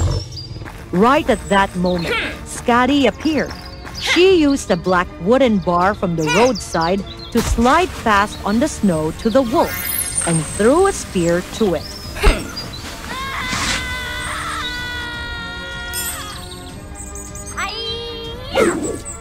However, the spear was too small to make it feel any pain. It smirked and came closer to Nord. Scatty was so panicked that she rushed there to hug her husband so tight to cover him. Suddenly, a light appeared and knocked the wolf out. The bow slowly flew up and floated before her eyes. Scatty immediately realized that the bow could defeat the wolf, so she held it tight and shot at the wolf, making it collapse. Then Nord controlled water and locked the wolf inside a globe. After defeating the giants, the gods also came there to help them. They imprisoned the wolf and the giants with high security, not allowing them to escape anymore. Nord, I know it's too late, but I still have to say I love you. I want to be with you for the rest of my life. I've been waiting for this for so long. I also love you with all my heart, my beautiful Scatty. My brave Scatty, you saved Asgard once again. To return the favor, I granted you the title of Hunting and Winter Goddess with immortality. From now on, you and Njord can live happily together forever. Scatty and Nord looked at each other happily. They hugged so tight and shared a true love kiss. From that moment, they lived happily together forever after. What if one day we lived in a world with only light or only darkness?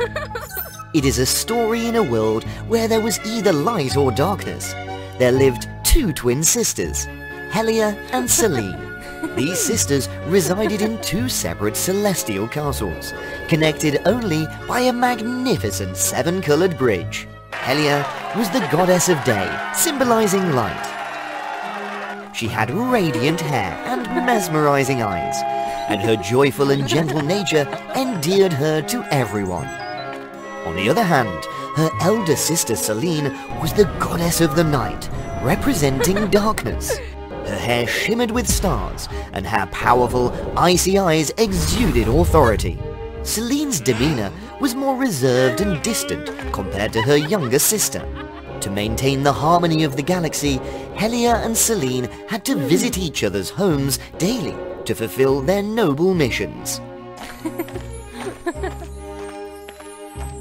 Helia, the light goddess, would travel to Selene's castle to herald the arrival of a new day, aiding the inhabitants of the realm of darkness in starting their work. Meanwhile, Selene would visit her sister's realm of light, helping everyone to have a peaceful sleep after a long day of hard work. One day, a conflict erupted between the two sisters. Why are you pushing me so hard, sister? Because you're too weak to handle it, Helia. Both believed they were the strongest, and in the end, Helia and Selene angrily returned to their respective castles. And that's when the lives in both castles were turned upside down. Helia's castle was always shining brightly, with not a second given to darkness. Gradually, the gods grew weary and abandoned their duties, seeking places without light. Helia felt lonely without companionship,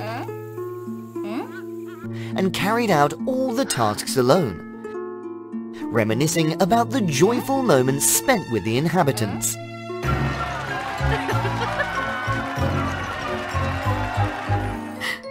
Is my light so terrifying? You deserve it. But Selene's castle wasn't any better. Everything there was shrouded in darkness, and the lack of light caused plants to wither and animals to suffer. Get up and work. No laziness allowed. As food supplies dwindled, the inhabitants faced hunger, thirst, and even disease. Selene was pained to witness such suffering, but the memories of her sister's arrogance made her ignore everything.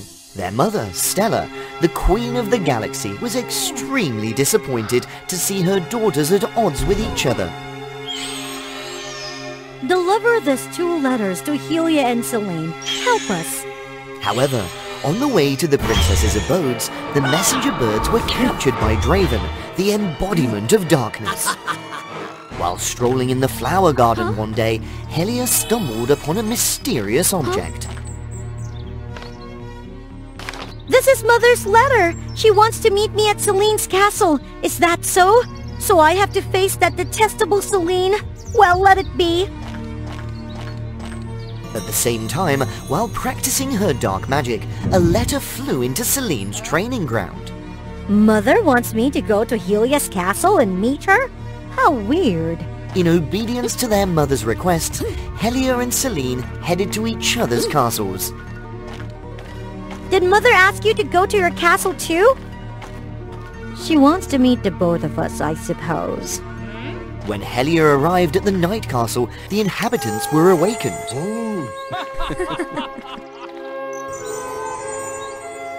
Thank you, Goddess Helia! Wonderful! We have light again! It feels so fulfilling to help others. At the same time, when Selene arrived at the Day Castle, the inhabitants fell into a deep sleep they had longed for. Seeing the peaceful slumber of her subjects, Selene couldn't help but smile. I've never felt so happy before. It used to be nothing but irritation and annoyance. However, Helia and Selene had not yet overcome all their animosity to apologize to each other. Where's Mother? I have to meet Mother quickly. In their confusion, Helia and Selene felt their strength weakening. Surely, someone evil knows that our power will diminish when we leave our castles. We must hurry back to our castles! Only their mother, Stella, had the secret of that power. In the past, before the conflict, the sisters always discussed thoroughly whenever they visited each other's homes to avoid any mishaps. But somehow, Draven learned of this secret.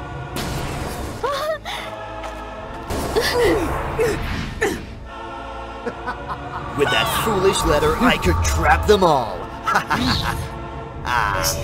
Helia and Selene, weakened by the lack of energy, were drawn into Draven's trap.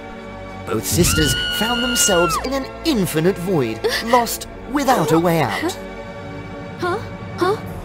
Where are we, Selene? Be quiet. Let me think.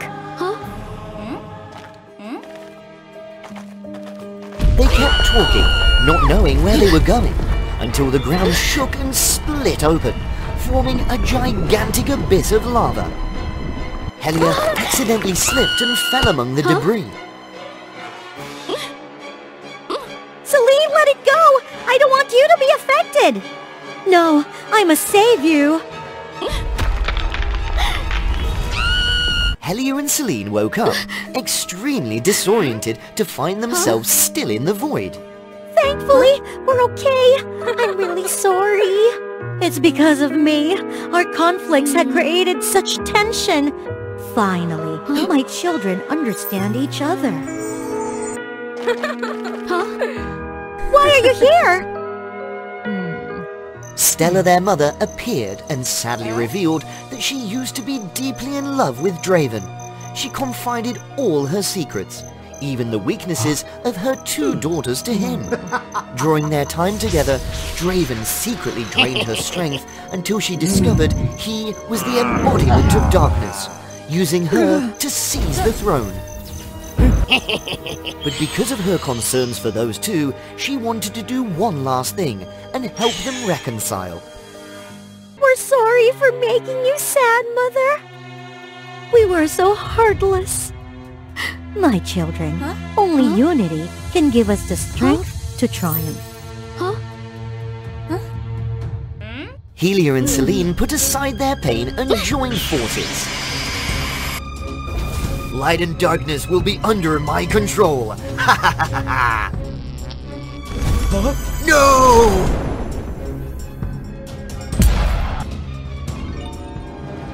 The 2 kingdoms rejoiced as their fears were finally dispelled. Helia and Celine now loved each other more and no longer envied one another for anything.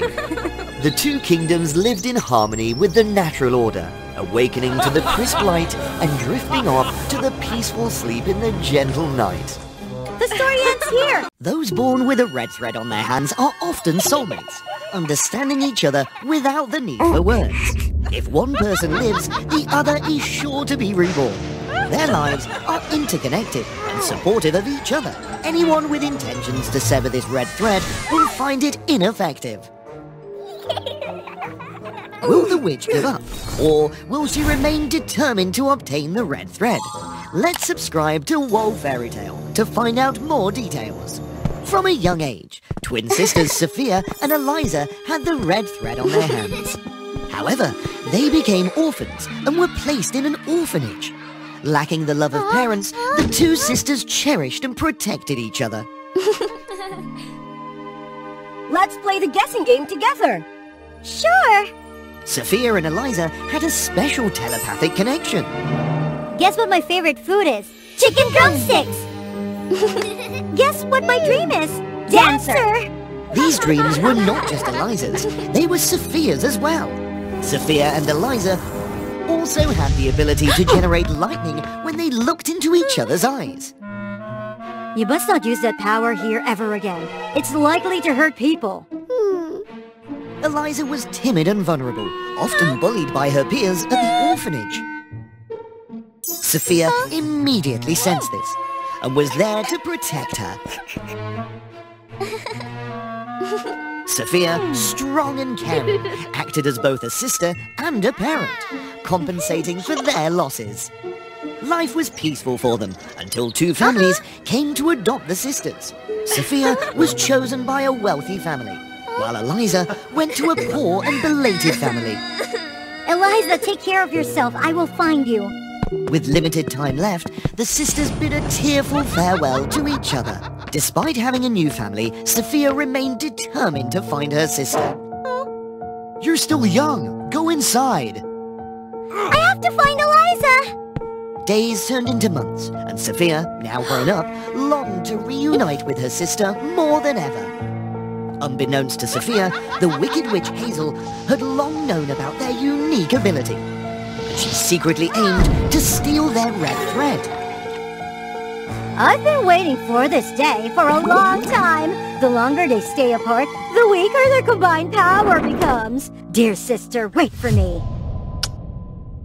First, Hazel went to Eliza's home because she was weaker and easier to defeat. Thread belongs to me. Eliza's adoptive parents rushed to save her, but Hazel injured them. Let me go! Hazel quickly seized the red thread and disappeared. When Eliza woke up, she realized her adoptive parents had passed away, and she became an orphan once again. Mom! Dad! Now I only need to obtain Sophia's red thread, and I can revive my twin sister. Come, Sophia, hurry up! Hazel waited and waited, but didn't see Sophia. She hasn't arrived yet. Such useless thread. On Sophia's end, she suddenly lost her connection with her sister. Previously, they could easily feel each other's presence. Sophia continued her work while trying to gather information about her sister. Sophia had a passion for dance and often left home to participate in artistic events at the castle. Her parents were extremely worried about her. Eliza, on the other hand, became more introverted and self-conscious after losing the red thread. How can I let Sophia know where I live? With no other choice, Eliza returned to the orphanage in the hope of reuniting with her sister. Sophia, anxious because she hadn't heard from Eliza, decided to search for her. Sophia wondered, not knowing her destination. She was startled to find the familiar orphanage. How did I end up here? But when Sophia saw Eliza, she understood. The hearts of two sisters were always drawn to each other, never to be separated. Finally, I found you, Eliza! Hazel took my red thread and harmed my adoptive parents. Now without the red thread, I'm so helpless. Let's switch roles. I will help you find your red thread. Huh? You stay at home and take care of our parents, and I will return to your home. After that, we will be reunited.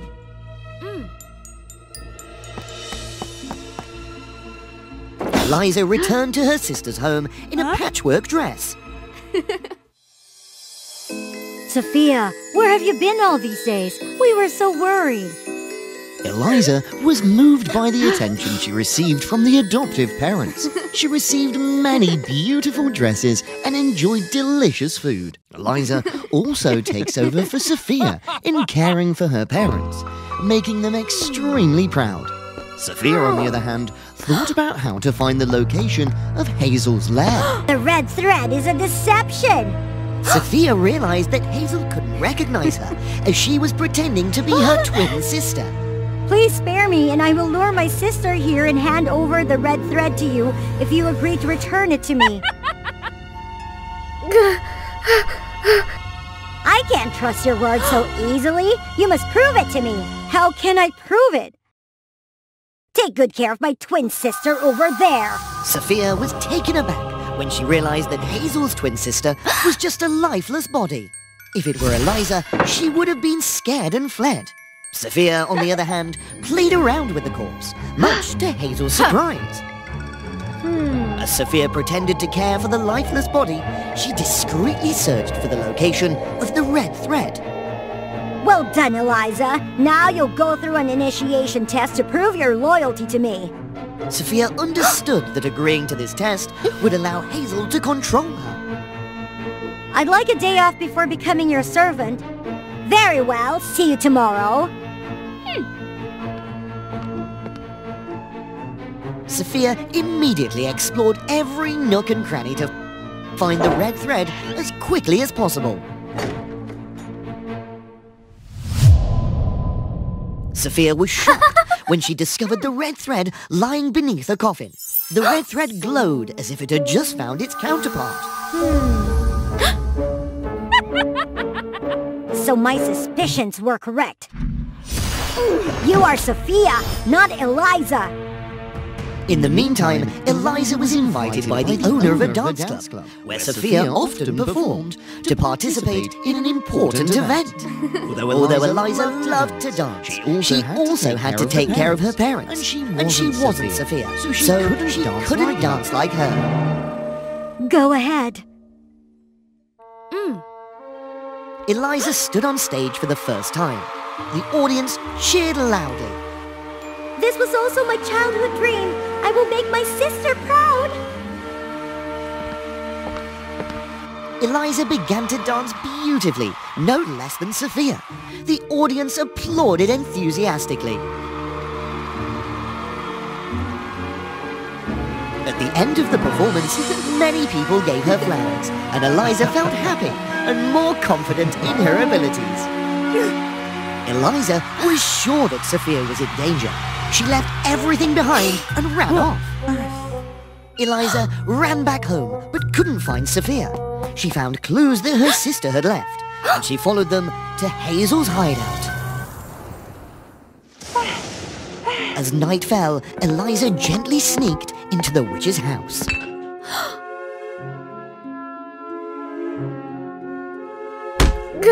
Hazel was overjoyed because she had finally captured both sisters. Hazel transformed both sisters back to their original forms. Did you think you could deceive me with just a hairstyle? How foolish! Now with 2 red threads in my possession, my twin sister would soon be revived. Hazel began chanting a spell. Hazel's twin sister, who was also her victim, began to move and opened her eyes. Oh, my dear sister! Suddenly, the lifeless body transformed into a zombie. The red thread had the power to only resurrect its owner. No!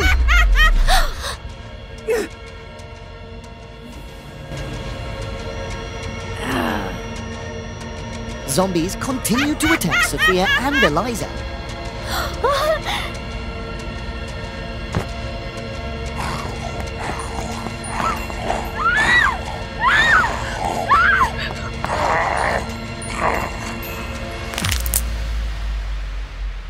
They reached a dead end, but the sisters looked at each other with understanding.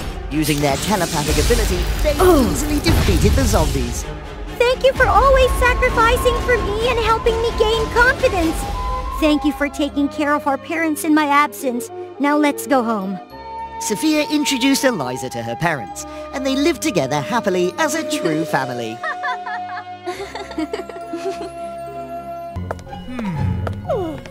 Sorry I'm late, sir. It's you again! Always playing around, timid and lazy. Can't you be more prepared? Sir, calm down. Did the zombies not appear earlier? What? What do you mean?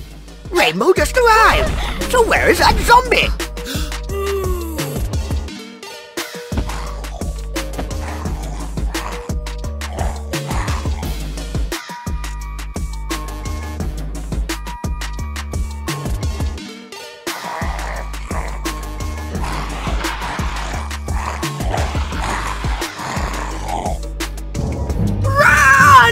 Zombies are coming!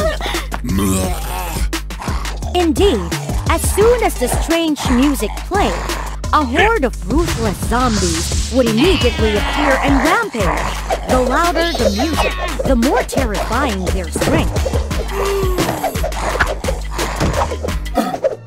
With no other choice, the gentle plant fairy had to take turns guarding the garden, except for Rainbow, of course.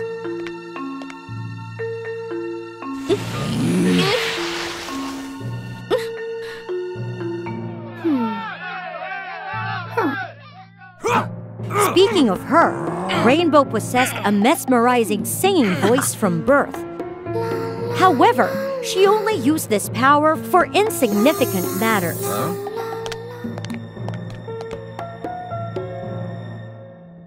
Even in one careless time, Rainbow accidentally mesmerized herself, causing a major mishap.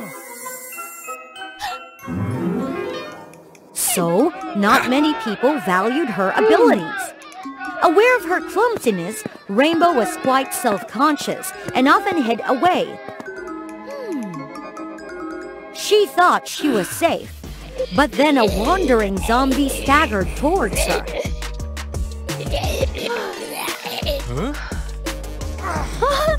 With no plant fairy around to call for help, Rainbow trembled as she used her singing to mesmerize the approaching zombie.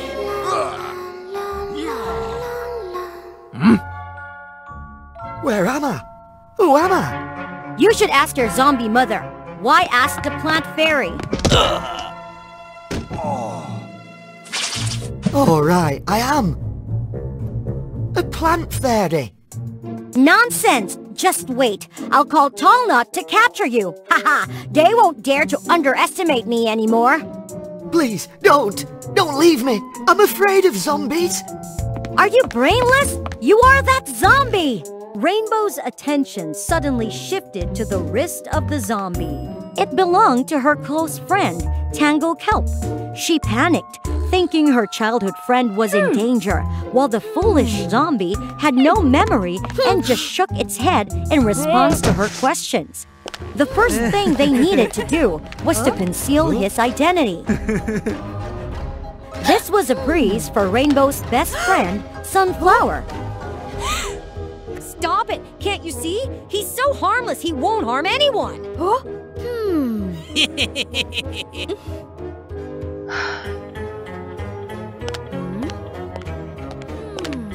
Huh?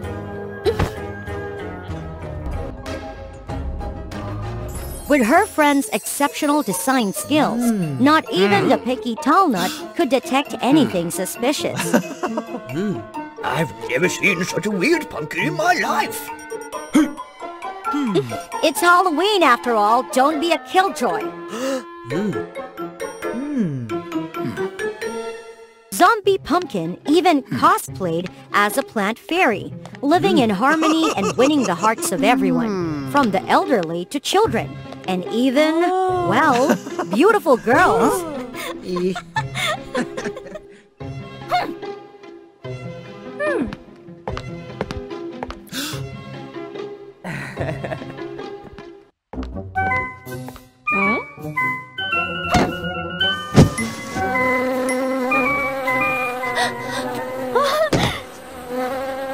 Thanks to Pumpkin, Rainbow became bolder and cherished her mesmerizing ability even more.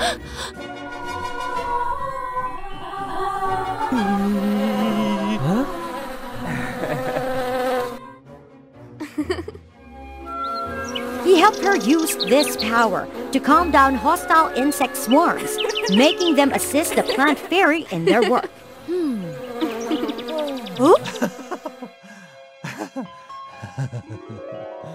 In a sudden moment, Rainbow was startled to realize that she had developed feelings for this half-corpse, half-plant. Of course, she didn't know that a zombie with no heart and an empty head like Pumpkin was momentarily mesmerized by Rainbow's radiant smile.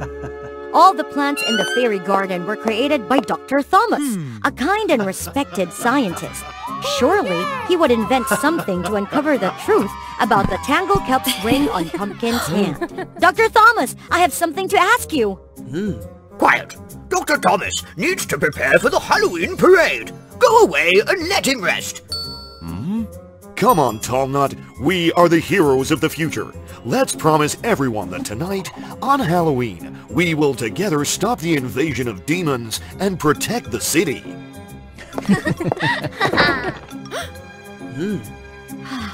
It's not working. This is the only way. That night, two brave individuals sneaked into Thomas's laboratory to confront him personally. However, all the warm and benevolent images of Dr. Thomas shattered before their eyes. It was a horrifying scene, far from what the plant fairy had imagined. He was concocting a green liquid that could turn any plant into a zombie. The eerie sounds made by the plants were causing the zombies to become agitated.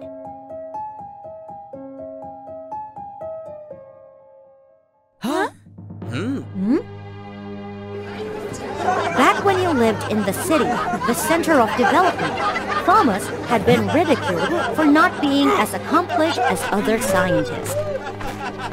he moved to this countryside with a sinister ambition to create various types of zombies and unleash them upon the city to cause an epidemic. Success! I've succeeded! Ha ha ha ha! Now you will all beg me to provide the antidote. Let's see who dares to underestimate me now. Ha ha ha ha! Pumpkin and Rainbow hurried back to the garden to inform the plant fairy. Despite Pumpkin's true identity was revealed as a zombie cosplaying, Dr. Thomas's impeccable image led the plants to continue venerating him. Rainbow! You've been turned into a zombie by him! Quickly, knock them up! Soon after, they would regret their decision.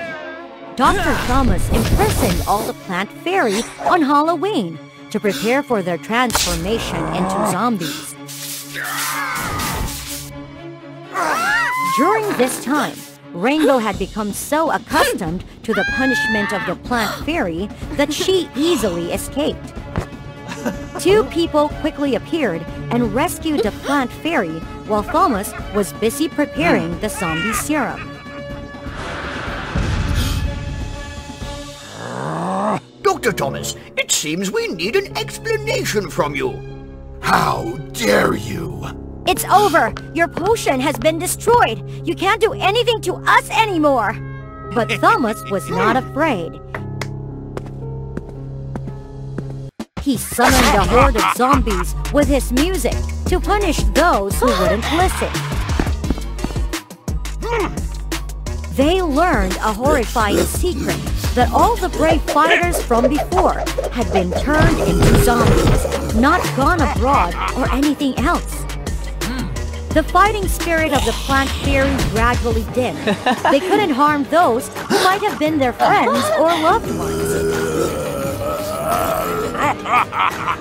Destroying the potion can make my plan fail?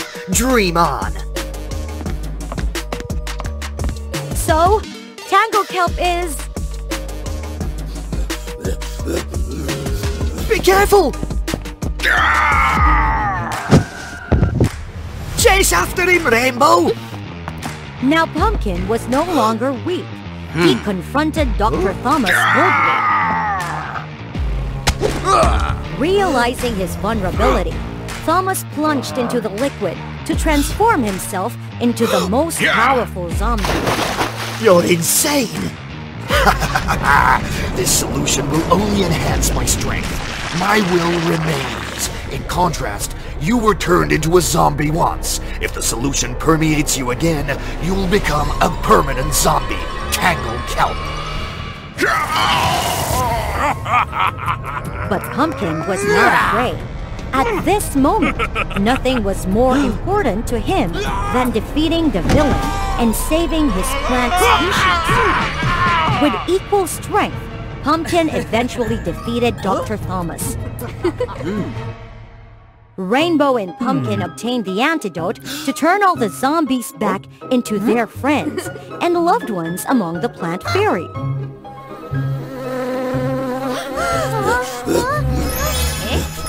Except for Pumpkin, who lost the chance to become a plant fairy once again.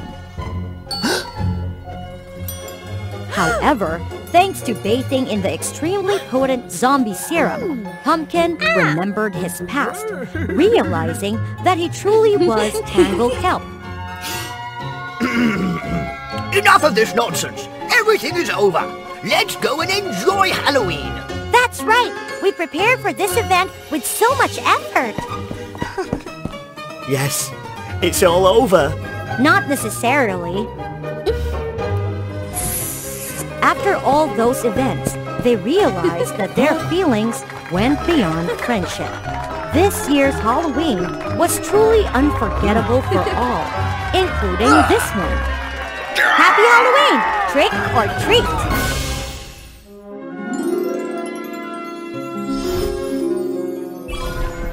The story concludes here today. Thank you for your support. Every view is a huge encouragement for us to create more exciting stories. Don't forget to subscribe to WOA Fairy Tales to help us reach 1 million subscribers soon. Now, Now, please share with WOA Fairy Tales your feelings after watching today's story. See you in the upcoming episode! Wow, how could that be? The giant defeated by a little girl? Is there any story behind that spectacular fight? Let's follow WOA Fairy Tales for more details, little kids. Once upon a time in a peaceful village, where people had a prosperous life, there lived a girl named Alva, who was isolated by everyone. The villagers all stayed away from her because they were jealous of her outstanding intelligence and beauty. Poor Alva had no friends, no relatives, so she had to live in a ragged house on the side of the forest. She could only read books every day.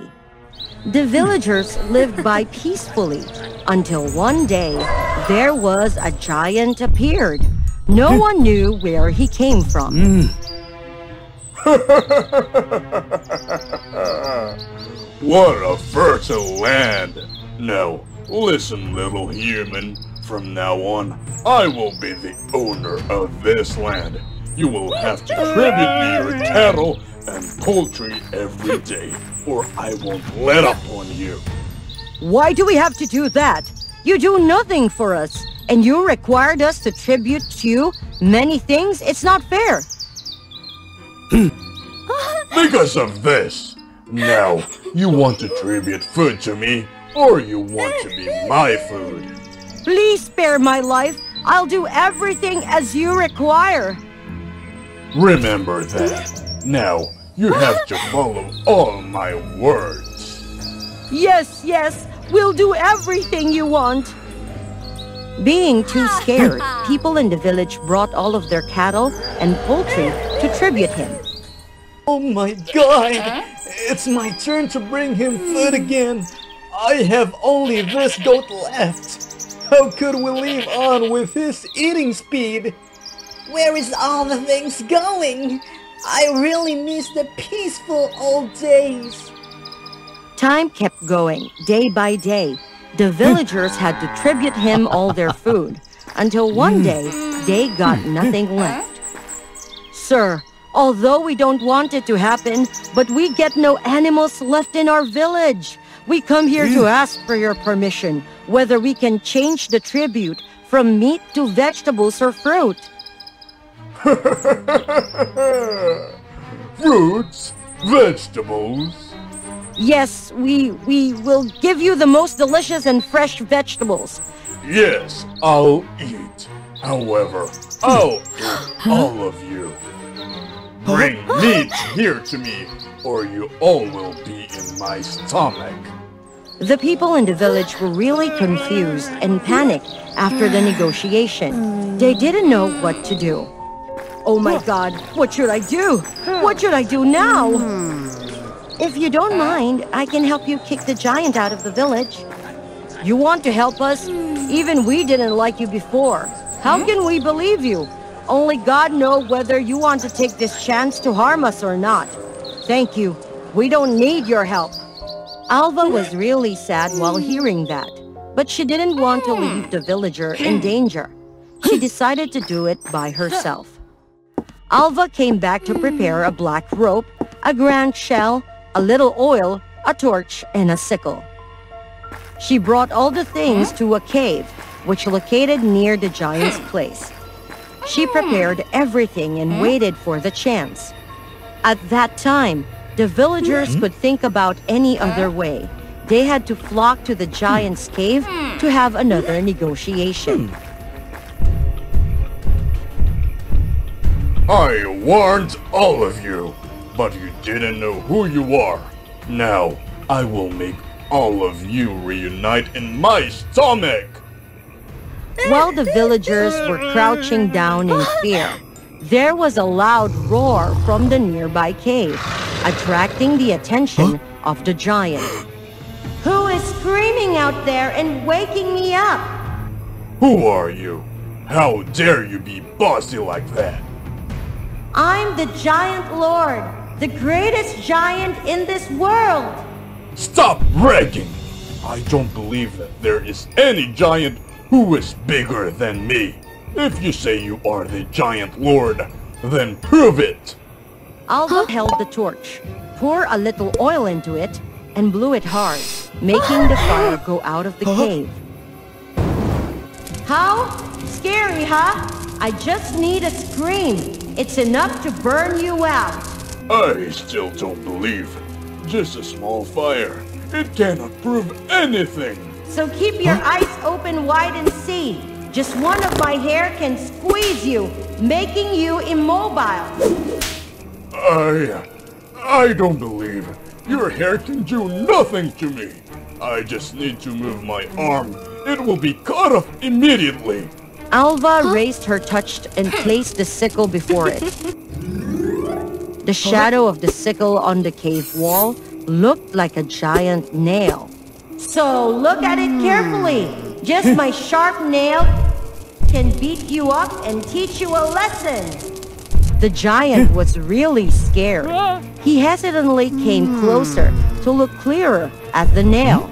Unfortunately, Alva was so careless that he could see half of her body revealed behind the rock. Knowing that he was fooled, the giant quickly rushed to the cave. He rushed there to attack Alva, making her dodge in panic. Alva came up with an idea. She threw the torch towards the giant, making him startled and step back. Then Alva could run out of the cave. Seeing Alva getting out of the cave, the villagers realized that Alva had ignored all the dangers to find a way to save them. They were touched and regretful. Together, they stood in front of her to cover and protect Alva. They used the logs and threw it towards the giant, making him hurt and move backwards. Alva looked around and saw that there was a lot of vines. She picked them and told the villagers her plan. Everyone, move aside and throw up the vines to tie him up. Following her words, they moved aside, threw towards the giant to tie his legs, and called each other to pull him down. After pulling him down, together they came closer to tie him up. As you see, we are small, but when we unite together, we could easily defeat you. If you were smart, you'd better stay away from here and don't ever think about bullying anyone anymore. If you don't do that, we will never let up on you. Yes. I will listen to you. Then Alva untied him after escaping from the vines. The giant immediately ran away without turning his head back and never came back. Alva, on behalf of the villagers, I'm sorry for everything. We were bad. We were jealous with you. We isolated you. But you still... It's all right. I will never blame you all. From now on, we will live happily together.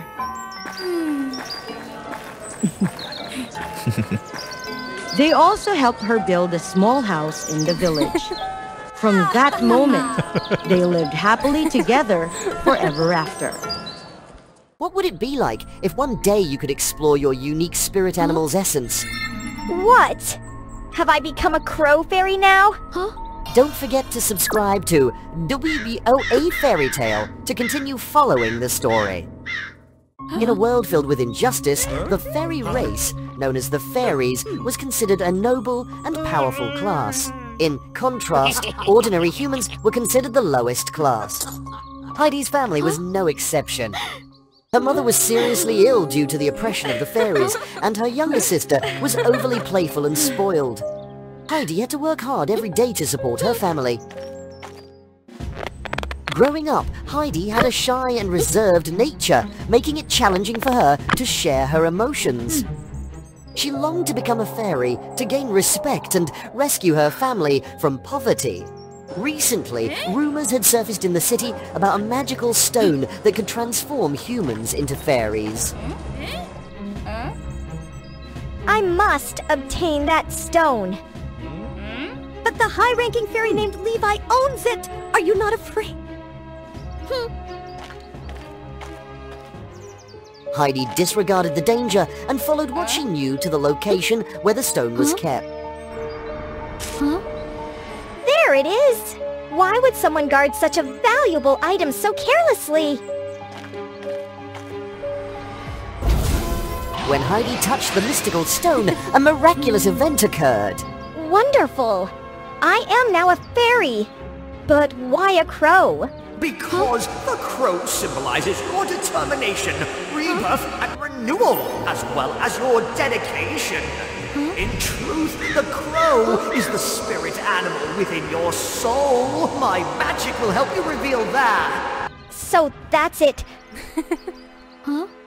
Unfortunately, Heidi was caught by the stone's owner. How dare you trespass on my property? You will have to make amends by becoming my bride. What? Never!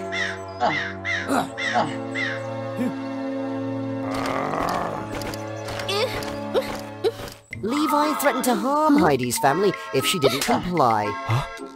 From then on, Heidi was forced to live with Levi in his grand cold castle. She managed to send a crow to deliver news to her family. This is our betrothal! You are not allowed to remove it! During the initial period, she despised him.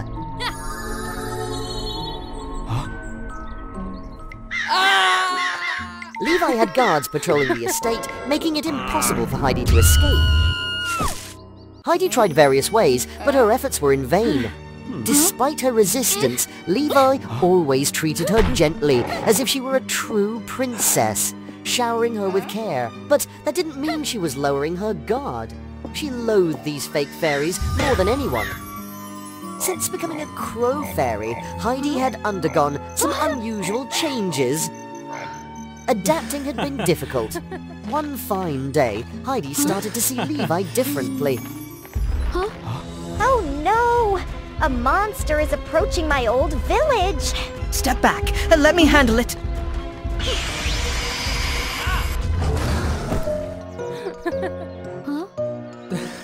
Heidi was deeply moved by Levi and shared her family's situation with him. I've already taken care of your family. As long as you stay with me, there's no need to worry about anything. Their time together became more peaceful. Heidi began to open her heart and explore the culture and history of the fairy race. The fairy race believes in valuing individuals, believing in their own worth and unique talents. I think you also need to find your passion and interests. For the first time, Heidi began to live for herself and do what she loved. Gradually, she developed feelings for him. She realized that he was different from the deceitful fairies outside. He loved all beings, including humans, and always stood up for them. He believed that the fairy race's excessive individualism had led them to mistreat those who were weaker.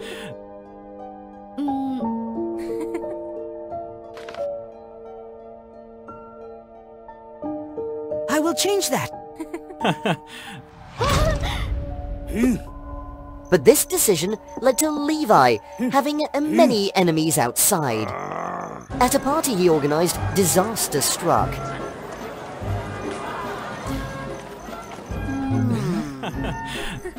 Is this Levi's wife? I heard she used to be a human. How pitiful. The taunts and gossip made Heidi feel humiliated and hurt. She had to find a way to escape from there.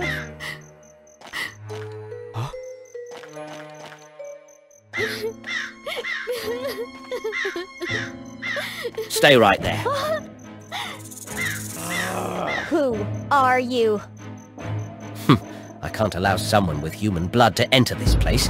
Get out!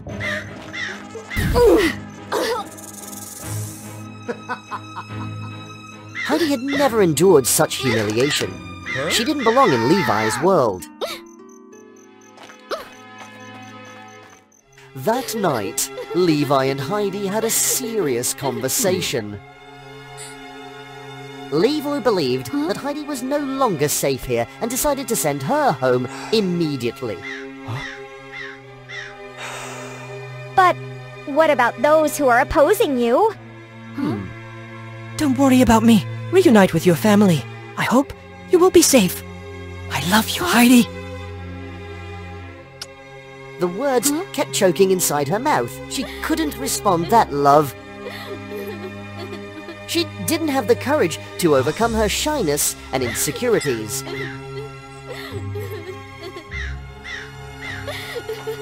Love was something she considered extremely elusive. Someone like Heidi might never have it in her lifetime.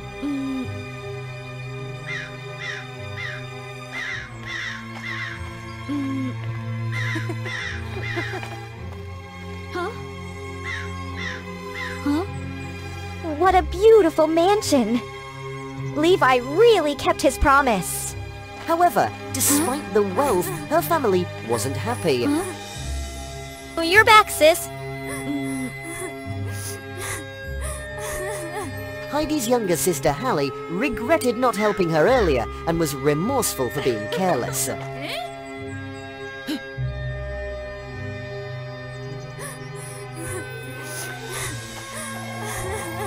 When she learned that her sister was taken, Hallie tried to find her, but couldn't enter the mansion.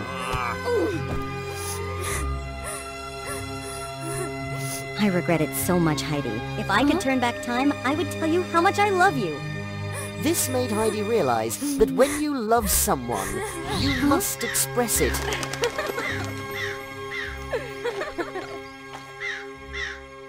Heidi decided to return to Levi to confess her feelings. But now, there was no one in his home.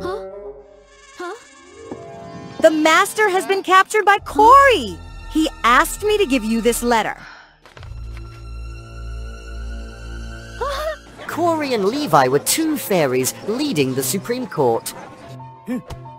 While Levi aimed to change the injustice, Cory wanted to torment or even exterminate humans. Why do you have to fight for humans when humans can never love you? To prove his point, Cory had cursed Levi.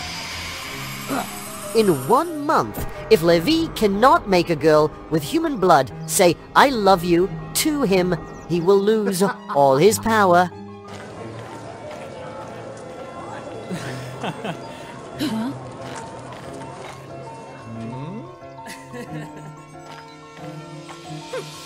From the beginning, everything had been part of Levi's plan.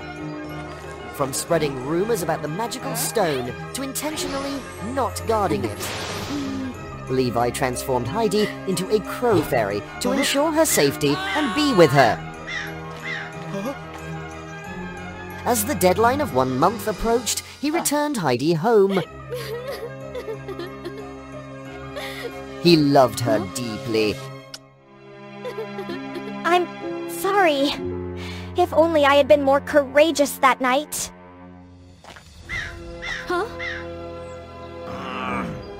Heidi unleashed her crow power and rushed to find Levi. But it was too late. The 1 month deadline had passed. Levi was in excruciating pain, feeling his powers draining away. You monster! Remove the curse on Levi now, or I will report you. You're such a foolish girl. Watch this.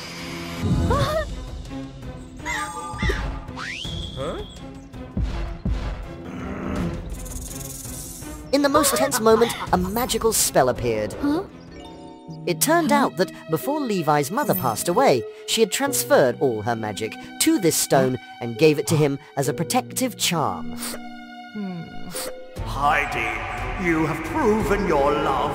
I can lift the curse on Levi, but you must solve a riddle.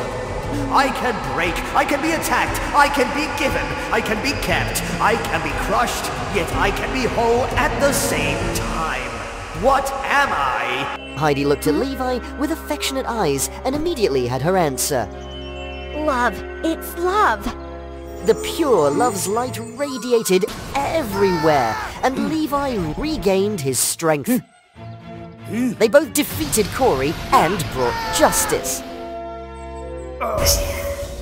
In the end, Heidi was finally able to say that she loved him sincerely. They lived happily together and used their powers to help humans. If one day a poor girl suddenly becomes a princess, how would it be? Would her life become beautiful or dark? Click the subscribe button to WOA Fairy Tale for the answer. Mr. Thomas's family was a poor one, struggling to raise their first daughter. And that name suits her. Quickly capture her! Mr. Thomas was horrified when he saw a chaotic scene, with sides slaughtering each other. Before understanding what was happening, Thomas was handed a child by a soldier. This is Princess Anastasia. You must protect and care for her carefully. When it's safe, the royal family will come and take her and reward your family. Thomas didn't understand what was going on, so he quickly embraced the child and closed the door. Oh dear, there's trouble. How can we raise Princess Anastasia? Maybe the heavens want to help us. This will be the child that changes our lives. Huh? Thomas seemed to understand his wife's intent, and he smiled dangerously. After the chaos ended, news spread about the missing princess, and no one knew where she was. Mr. and Mrs. Thomas didn't reveal any information about the princess to the outside world. Only those within the family knew. People outside would simply think Anastasia was their adopted child. As time went on, Anne and Anastasia grew up. Princess Anastasia had a graceful appearance with a touch of haughtiness, while Anne remained gentle and meek. Mr. and Mrs. Thomas always paid special attention to Anastasia. Anne, you need to help the princess even more, because we need to protect her until the royal family comes together. Yes, I know, Father. Every day, Anne tried to chat and play with Princess Anastasia, but despite her enthusiasm and openness, Princess Anastasia remained distant. I won't eat. Stay away from me. Remember, I am a princess, and you're just a commoner. Don't try to be too familiar with me.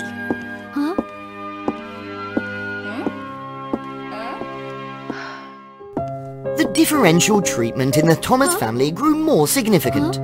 Anastasia was given many beautiful dresses, even though the family was not wealthy, while Anne, the biological daughter, wore old dresses, sometimes even patched ones. Anastasia enjoyed delicious meals. Anne, please eat some bread and give the chicken thigh to Anastasia. Anne feels deeply sorry and extremely resentful. Mom, why do you and Dad treat me like this? I'm your biological child. We have to do this so that when the princess returns her favor, it will benefit us. Stop being jealous all the time, Anne. Anastasia felt increasingly spoiled and domineering. Anne, quickly bring me that vase. If Anne accidentally broke something, Anastasia would take the chance to scold her. Clumsy fool! Anne could only hide in a corner and cry. Everyone wants to drive me away. Not me, I'm here, and I'll never abandon you. Lucas's words comforted Anne, which somewhat eased her sorrow.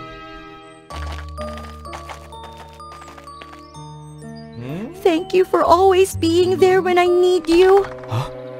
Anne, hurry up and cook for me! Anastasia felt jealous when Anne laughed and spoke merrily. Lucas, why don't you stay and play with me?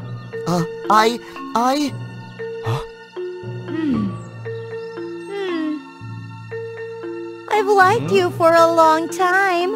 If you leave Anne, a country girl, and come to me, you'll have everything. You like gold and silver, right? You like status, right? Anastasia is just an adopted child, right? This is absurd. But Anastasia's determination also made him curious, and his eyes suddenly sparkled. Meanwhile, Anne was forbidden to leave the house. She spent her days looking out of the window with a sad gaze. Lucas visited Anne with indifference and coldness. Lucas, I want to be free like you. Later, you'll inherit all the family fortune. Don't be sad. Anastasia's just an adopted child. She won't get any benefits. Anne had never thought about this issue before. She only needed her parents' love. When Lucas left, he suddenly eavesdropped a conversation between Anne's parents. Sooner or later, Anastasia will be welcomed into the royal court, and we must flatter the little one to ensure she takes the old family with her.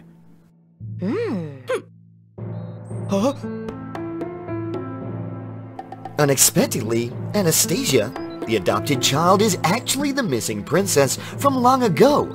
That's why she was so confident in telling everything to me. Since Lucas learned of Anastasia's true identity, he immediately turned against Anne. Instead, Lucas brought many gifts and flowers to Anastasia, saying he would stay by her side and protect her for life. Anne, seeing Lucas and Anastasia's affectionate relationship, felt heartbroken. Tears welled up in her eyes. Now that her parents' love was gone, even the person she loved had betrayed her. Anne truly felt unlucky. The fateful day arrived when Queen Marie, accompanied by her soldiers, came to the Thomas house. Now, the princess can return safely to the palace without having to hide her identity and live with commoners. Oh, my beloved granddaughter, I let you suffer. Let's go home. Anastasia didn't have any affection for her grandmother. She was only secretly happy to escape her poor life. Queen, we hope to be allowed into the palace. After all, our family has taken care of Anastasia since she was a child, treating her like our own daughter. Me too. Anastasia and I have loved each other for a long time. I can't live without Anastasia. Please allow me to enter the palace to serve and protect the princess. Fine, I agree to allow all of you into the palace. During the swearing-in ceremony, Anastasia received the necklace from her late mother. Back in her room, Anastasia threw the necklace to the ground.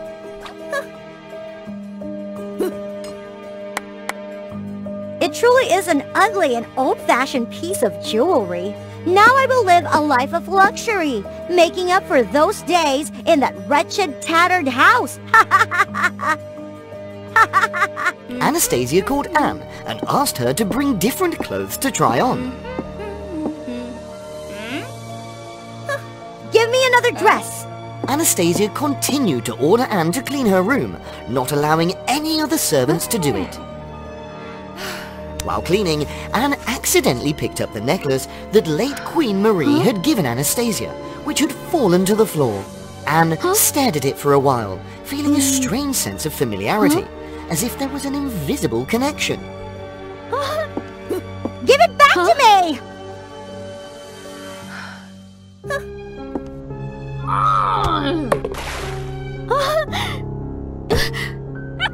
Queen Marie, standing outside the door, observed her granddaughter's rooms, shook her head, sighed, and felt sorry for Anne. As for Mr. and Mrs. Thomas, they were allowed into the palace, enjoying a life of luxury. Their greed grew day by day. We must take advantage of this rare opportunity.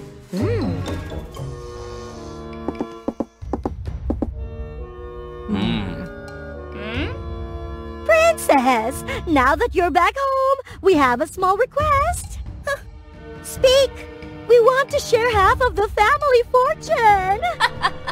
What? Are you crazy? Thanks to us, you are where you are today, right?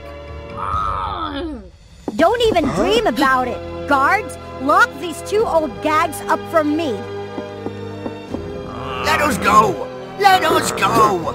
The cries echoed throughout the palace, and Queen Marie was deeply disturbed. Anastasia is not the real princess! The real princess is Anne! Everything came to a halt, and everyone fell silent, bewildered. Thomas, don't talk nonsense. Daughter, I am the one who gave birth to you, and your name is Anne. In the past, when he held Princess Anastasia in his arms, he and his wife exchanged names between the princess and their biological daughter. Daughter, from now on, your name will be Anastasia, and the princess will be Anne. Neither of the two children knew about this. Huh? Grandma! I don't know anything! They arranged everything! I didn't intentionally impersonate the princess! Your family must face punishment, not only for deceiving the royal court, but also for mistreating the princess. Mr. and Mrs. Thomas, in fear, grabbed their daughter and fled. Run! Quickly! Stop! I know the truth. It turns out that the differential treatment was because I'm not your biological child. People tried to suppress me, to replace me with a fake daughter. The fire of resentment in Anne's soul, and she confronted the fake Princess Anastasia. Anne looked at the necklace and felt a severe headache. Anastasia! Suddenly, the necklace glowed, and the spirits of the late king and queen appeared. Daughter, we will always be with you. They then flew to topple Mr. and Mrs. Thomas.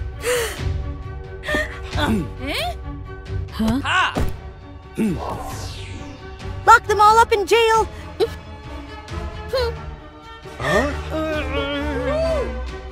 Lucas, realizing he had no way out, pretended to be pitiable. Please forgive me, Princess. I was blinded by money, and I betrayed your feelings. But Anne had seen through Lucas's true nature. Expel him from the castle, and he shall never set foot here again. Finally, I have found my real granddaughter. I officially announce that this is the true Princess Anastasia. She put the necklace back on Princess Anastasia, and they lived happily ever after. Look, what's happening over there? The little Red Riding Hood was talking to the Sleeping Beauty in the forest. Why were they together? Follow the WOA Fairy Tales and figure it out with today's story. Once upon a time, there was a lovely girl who often wore a red hood made by her grandmother. She was often called Little Red Riding Hood. One day, after returning from her grandmother's house, she wandered the forest near the Red Flower Kingdom. She suddenly came across a unique, fragrant, singing girl with golden, flowing hair. It was the first time Little Red Riding Hood felt a fondness for someone she had just met, and she decided to approach her. Wow, what a beautiful voice! Hello, why are you here in the forest? Oh, hello. I'm Aurora, and my godmother is Maleficent, the fairy who rules this forest. They chatted and shared stories, talking about things they may not have known about each other. This Red Hood. You're the Little Red Riding Hood, right? I'm not just Little Red Riding Hood. I'm the famous detective Little Red Riding Hood. She was called this because of her excellent logical reasoning and remarkable observation skills. She could quickly solve any mysterious problem.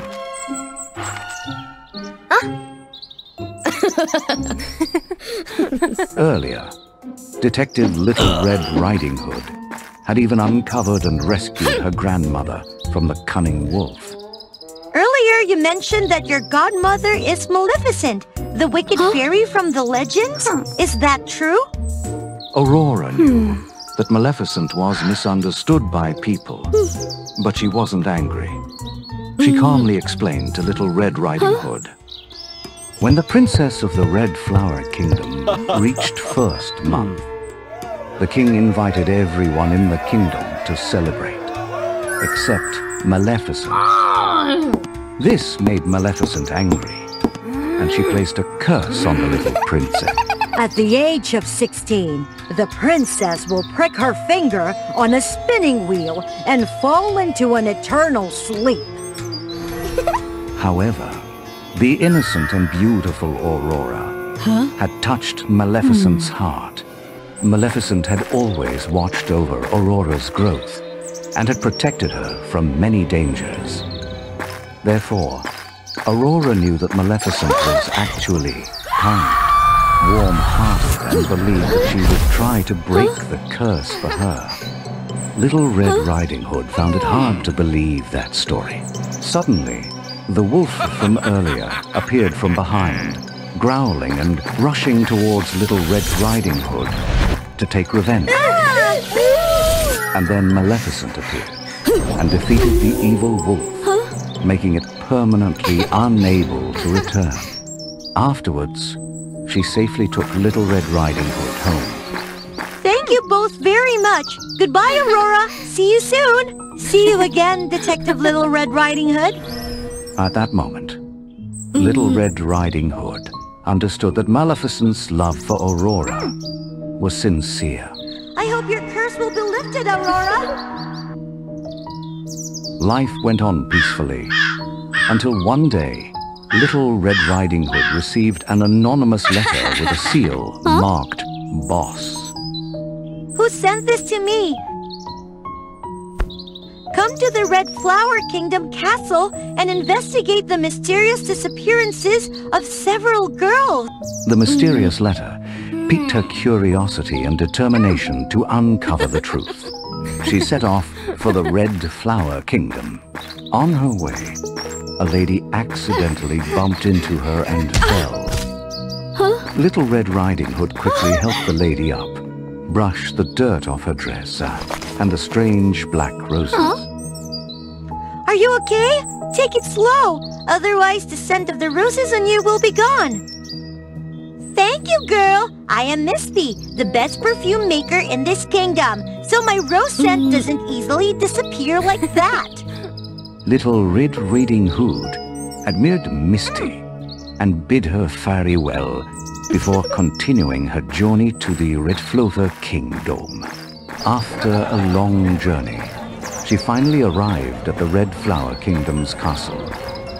She went observe to gather information. The curse on Princess Aurora has been lifted. As per the engagement, she is soon to be married to Prince Philip, the most handsome in the region.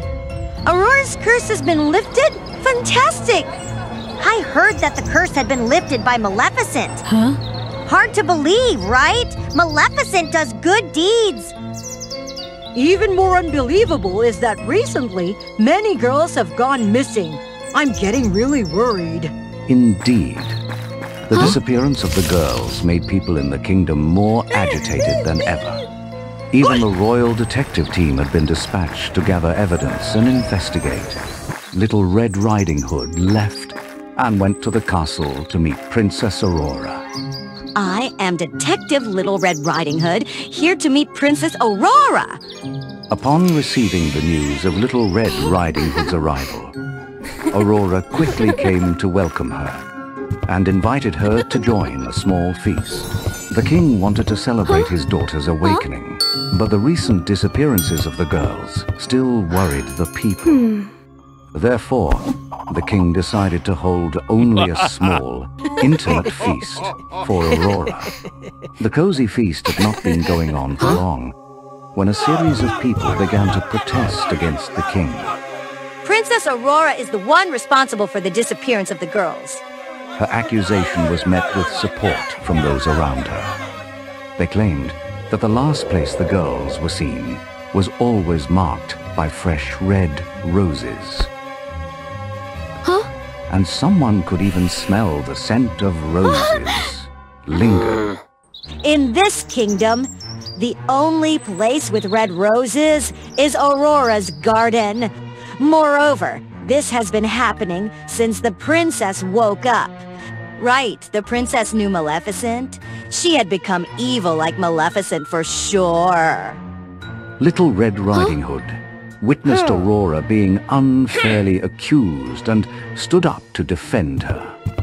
What nonsense is this? If my garden is the only place with red roses in the entire kingdom, I would never leave such obvious evidence. Little Red Riding Hood's strong argument left everyone speechless.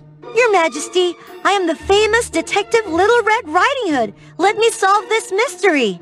Father, Little Red Riding Hood is my friend. Please allow us to find out the truth and rescue the missing girls. The king agreed to let his daughter have a chance to clear her name. The people had no other clues, so they reluctantly agreed to wait for the results from the two girls. It's also evening, so Aurora arranged a room for Little Red Riding Hood to rest. Detective Little Red Riding Hood carefully gathered all the evidence in the room, hoping to discover any additional clues. The two examined each rose carefully, but found nothing unusual. A long day had left the two girls tired. Aurora wished Little Red Riding Hood a good night's sleep and went to her own room. However, mysterious cries echoed in her room throughout the night. Help! Help me! This rose perfume! Little Red Riding Hood woke up, exhausted, and thinking about the mysterious cries from the previous night. She went to find Aurora, who was also troubled. Little Red Riding Hood, why do you look so tired? I couldn't sleep because of the strange cries for help and the mentions of roses and perfume. It's so mysterious. What's bothering you? Actually, at the feast yesterday, I invited Maleficent, but she didn't show up and now I'm concerned.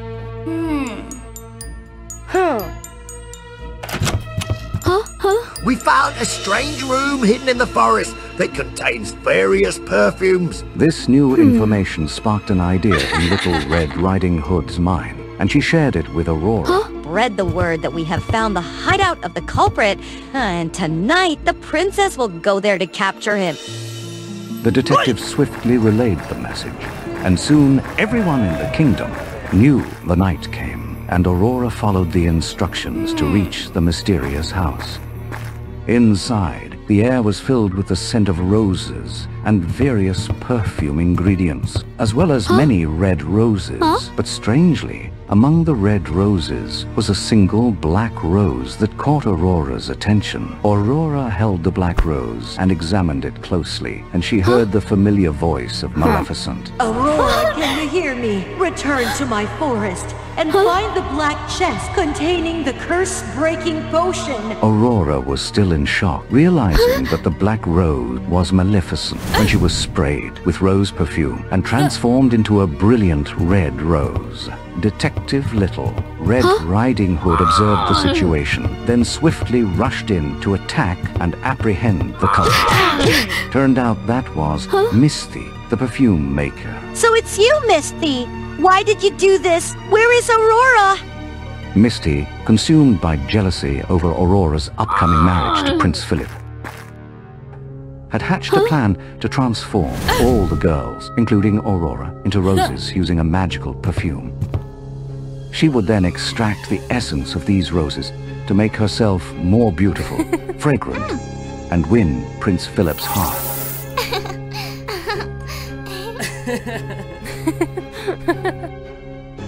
Maleficent discovered that Misty was behind the mass disappearances of the girls. However, in a moment of carelessness, Maleficent had been turned into a black rose by Misty. Little Red Riding Hood, go to Maleficent's forest and ask the woodland creatures to lead you to the black chest containing the curse-breaking potion. Little Red Riding Hood recognized Aurora's voice coming from the rose. She quickly picked it and ran away. In the forest, Little Red Riding Hood quickly found the instructions from the creatures. Please show me the way to the black chest. The creatures promptly led her to the location of the chest.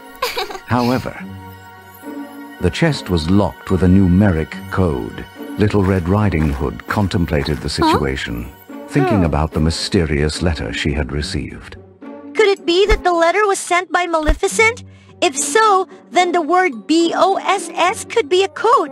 What about the numbers 8055, 8055. It's worth a try. She decided to give it a try, entered the code, and to her surprise, the chest opened, revealing the vial containing the curse-breaking potion. The owner of this chest is truly clever. She quickly took the potion and made her way back to save Aurora and restore Maleficent to her original form. The case was resolved, and the missing girls were safely returned home. Everyone now believed in Aurora's innocence and recognized that Maleficent was not the wicked fairy she had been thought to be. Detective Little Red Riding Hood was delighted to have helped her friend and successfully solved yet another case. What she dreamed. Demon Lord couldn't imagine that the beautiful girl who was dancing in front of his eyes was now a brave man. This result was predicted almost 20 years ago. There is a prophecy spoken by the ultimate witch of the demon realm that the boy and the twins of Phoenix would dissipate the demon's force. Nonsense! Believing in the prophecy, Demon Lord Adonis brought troops to the god realm to root out the threat, waiting for the phoenix's birth, which made the seal weaken. However, as soon as the twins were born, the sky emitted a red aura, covering the whole temple. The sacred aura repelled the demons, causing them to retreat to the demon realm. Phoenix gave birth to a boy and a girl, Peacock and Eagle. Your Highness, it's Princess Eagle and Prince Peacock. Why the Princess Eagle? If she was a man, she'd be stronger. Soldier, announce that I gave birth to Prince Eagle, who will inherit my throne. And about Peacock, take him to the forest and take good care of him. Absolutely no one will know the truth. I'm so sorry. If the prophecy is true, surely Demon Lord won't leave it that way. To protect you, to protect the gods, I only have one way. That's how the two children's identities were swapped. The peacock, apparently male, grew up with the name Arya under the title of princess. Because of being isolated, Arya's personality was extremely unpredictable. He often got angry with his servants around. Even with Lila, the strongest descendant of the Guardian family, which specializes in protecting the gods. Who would have thought a favored and excellent woman like her have to protect the princess? Didn't everyone say Lila was gonna be Prince Aiden's partner? Yeah, I heard she was born with powers and abilities to detect poison very quickly. Well, too pity.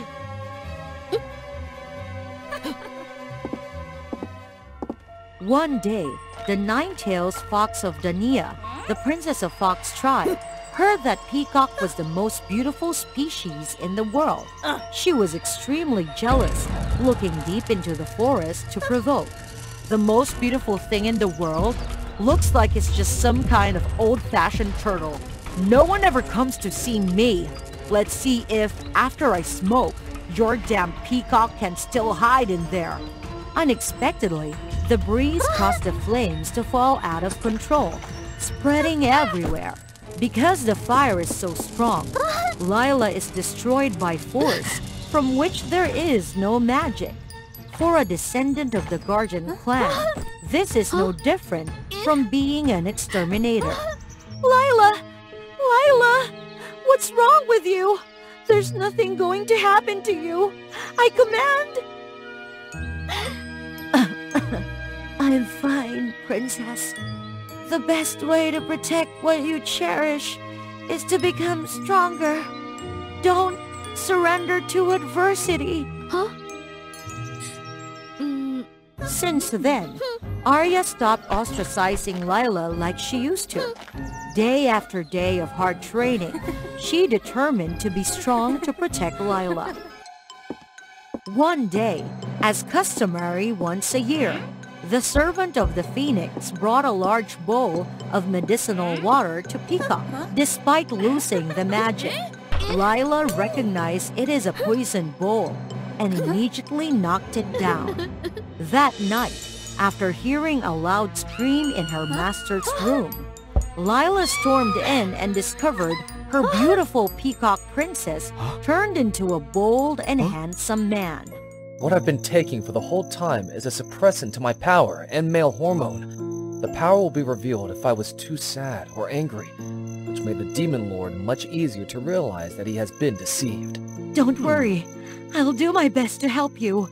Well, training and waiting for the right time to destroy him. Thanks to the espionage, the Demon Lord broke the boundary and stormed the temple. He destroyed the Phoenix and captured Eagle Aiden.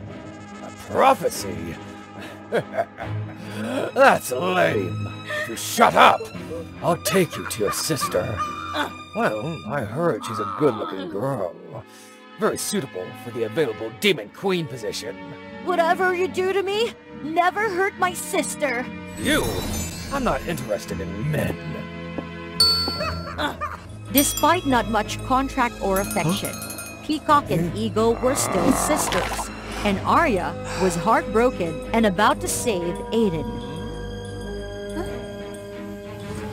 Lila wanted to protect her master, so she tricked Peacock into sleep.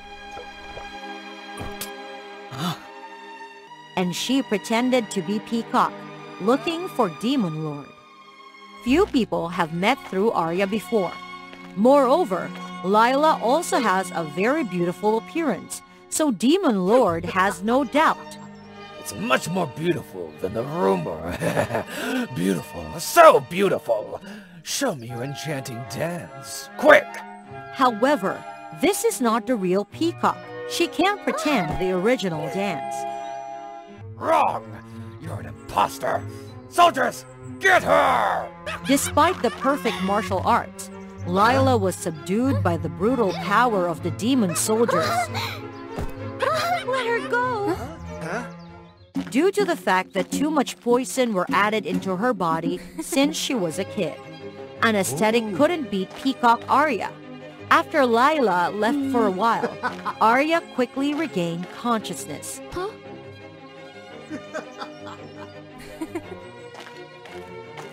At least the imposter? Alright, as long as you change positions with her. Follow me back to the demon world to be my queen! No, princess! You can't do that! Quiet, Lila. There's no place for you to speak. Fine, but before that, let me dedicate to my peacock dance. Don't you still want to see that? Quick, you're such my future queen. You really know what I want.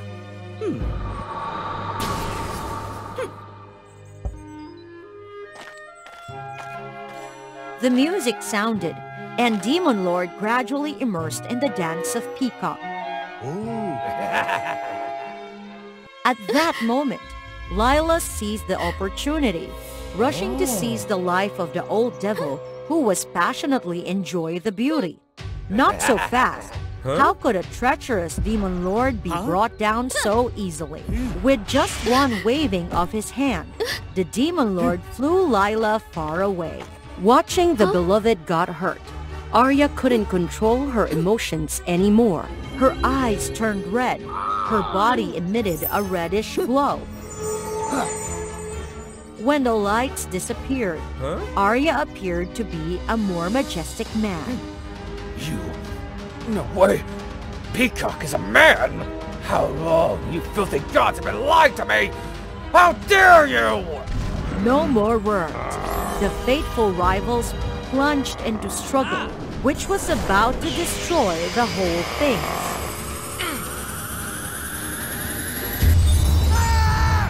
Demon Lord was gradually weakened, and one more hit was taken over by Peacock.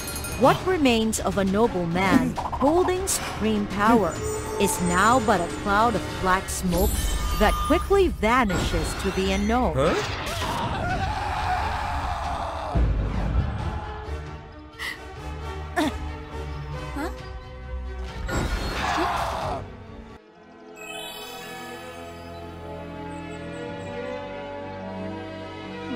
Arya rushed to help Lila, the girl who had been with him in his darkest days. Arya, you did it. No, I should call you Aiden? Quiet. Don't overdo it. I seem tired already. Eagle escaped. He wanted to give up the throne that belonged to her brother. Huh? Aiden? Nobody's better than you in this position. Yeah, I am gonna be fine when it's under my true self.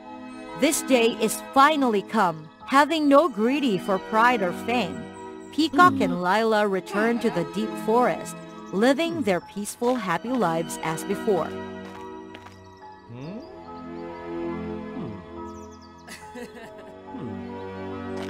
Want to go home for dinner sometime? Of course. We are family. In a certain kingdom, one's status was measured by wealth. That's Queen Raina, the wealthiest in the kingdom! Just being as rich as half of her would satisfy me. Naturally, the poor were not respected at all. Stop laughing. Someday, I will become a wealthy princess. Angela was a poor girl, but...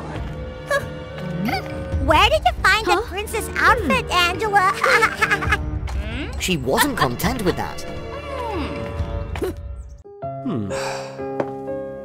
Remember, daughter, the fields are waiting for you. I'm busy, I need to practice. So Angela worked tirelessly to gain entry into the palace and gradually became a wealthy princess. But before I continue, please follow WOA Fairy Tales. Too noisy, don't disrupt the party! That's why Angela gradually became indifferent to the world around her. She criticized her parents' manual labor jobs, avoided her childhood friends.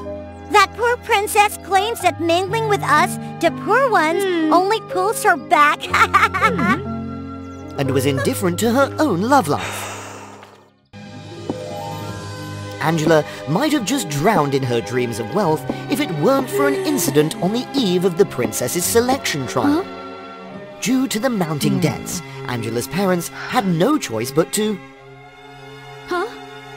Marry me off to that wretched person to pay the debt? Her dreams of becoming a wealthy princess... Mom and Dad will keep us poor forever! might have come to an end.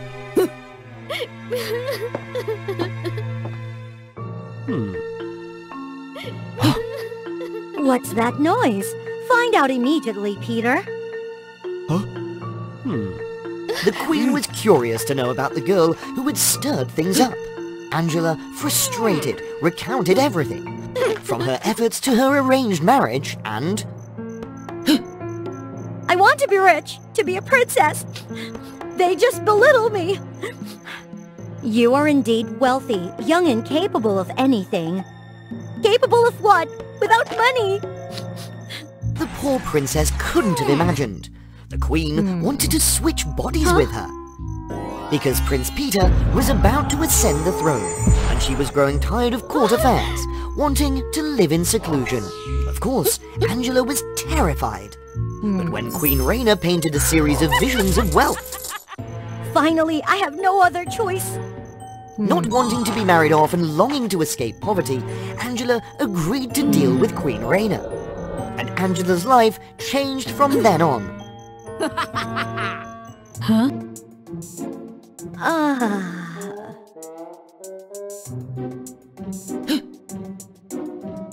Huh?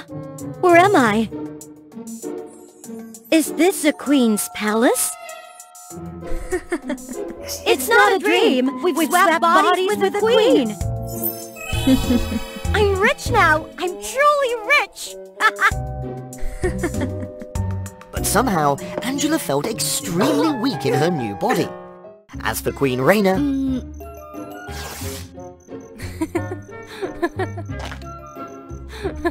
Huh?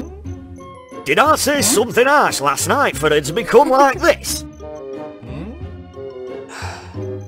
Ooh! It's been so long since we felt this refreshed. Raina was happily performing tasks that... Angela, can you do that? No problem at all. It's been so long since I've broken a sweat. The poor princess used to scorn. Of course, she wasn't dedicated to studying like Angela, but played pranks instead. Huh? The sky is so clear. Oh, this man looks pretty cool, huh? She wanted to do things she couldn't do when she was Queen Raina. Huh? Raina was genuinely happy with this life now, with a youthful and healthy body. Hey, thief! Raina could enjoy life to the fullest. Thief, if I catch you... See? You guys still have much to learn from me. How long has it been since I felt this carefree? Wow, it's been so long since I had these dishes. So delicious! It's been so long since I had something this good. The looming debt over her parents made Angela enthusiastic. Huh? What if we're poor? I'm still healthy. I'll work to repay the debt. But Raina had shown them that money wasn't everything. What's the need for money? Living happily like this is true happiness. Just when Raina was truly content. Huh? Give back my body! Give back my life! It turned out Queen Raina was ill and had only a few months to live. No one could cure her. Raina considered one last option. To switch into another body. But nobody accepted her proposal except Angela. The poor princess had no idea she was being deceived until she collapsed into Queen Raina's frail body. You made me deal with my mother. You can't back out now. No! Give me back my life! You hate being poor. I'll let you enjoy your remaining days in wealth. Angela mustered up her last bit of strength, returned to the village to reclaim her body. Absolutely not! We made a deal! The two of them argued fiercely, causing a commotion throughout the village. Of course, no one understood the Queen's strange words. Mother, shouldn't you be at the palace receiving treatment? No!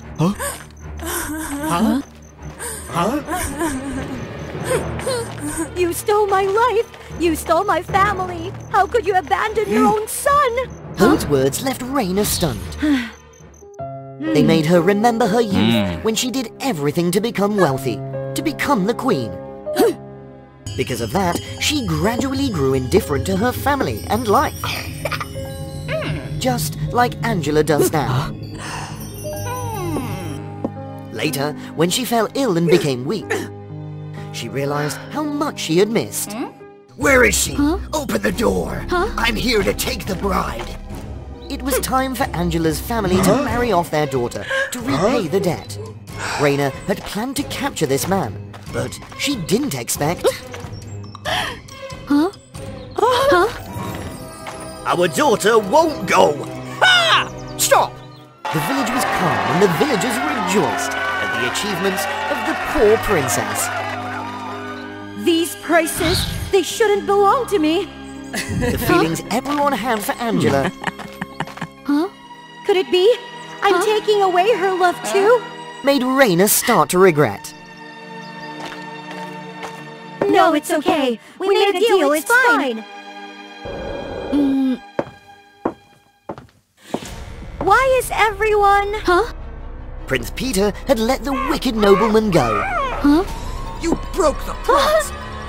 You even reported me. I must seek revenge. Fortunately, Prince Peter arrived just in time to rescue his mother. Release me! Release me! Why are you doing this? Are you okay, Peter? Mother, I mean, no. I'm fine.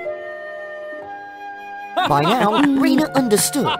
There were some things she couldn't give up, and some things she couldn't take away from others. She's very weak. Weaker than when you hadn't switched bodies. I don't know how long she has left to live. That just means we have to act. I'll give the girl her body back. Huh? You won't survive! It's okay. These few days of reliving my youth are more than enough for me. Angela's youth is priceless. I have no right to take it from her. But what can Mother do now? I will go, it's certain. But I can spend my last days with you, Peter. But Angela, she wanted to switch with Mother, didn't she? Angela is too young. She doesn't understand. But now, I believe the girl has learned how wealthy her life truly is. In a distant kingdom, both men and women had long and flowing hair. It's because the longer their hair, the stronger their magic. Allow me to introduce Tiffany, the lady with the longest, most beautiful hair. Only those who have watched WOA Fairy Tales channel could be more beautiful than her. Who could be more beautiful than me? And so, Tiffany possessed the most magical hair in the kingdom. Tiffany used her hair to perform showy tricks and attract attention. She and the people of the kingdom looked down upon those with short, non-magical hair. In the past, Tiffany used her hair to help others as her mother had advised. Don't hesitate to sacrifice your hair to save those you love. But after her mother's demise, due to a scheme by a group of short-haired individuals, Tiffany changed. She transformed into an obnoxious show-off. Surprisingly, people still adored her. Many suitors proposed to Tiffany. Yet, she only had eyes for Prince Ryder, soon becoming the princess with long hair. Tiffany's vanity grew even more pronounced. She assembled a team of maids solely to tend to her magical hair.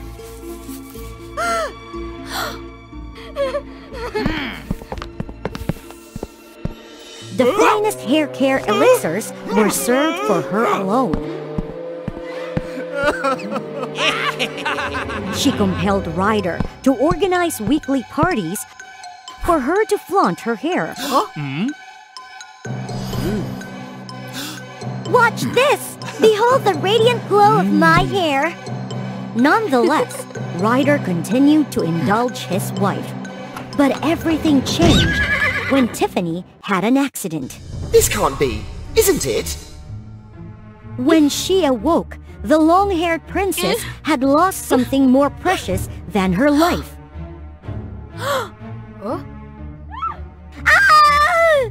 Are you awake now? What did you do to my hair? Who are you? I am Tonsa. I found you lost in the forest, Your Highness. Your hair had already vanished by then. I had to bring you here. Where is here? The village of Short Hair. What? I have to stay here? Hi. If you go back, they would cast you aside. And who's to say they would recognize you?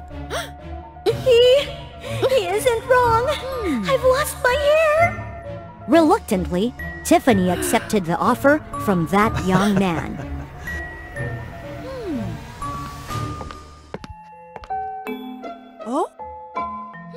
To live here, she had to work. Real work, not just using her magical hair.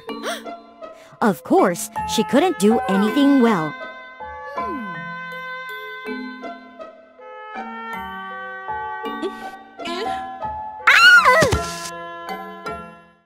Disliking farming, she began serving the long-haired folk.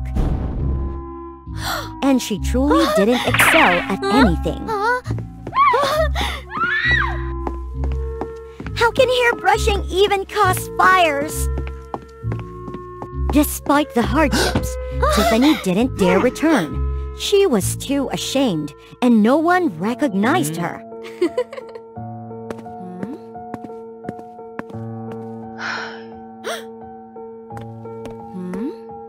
Fired again, huh? Come work with me instead.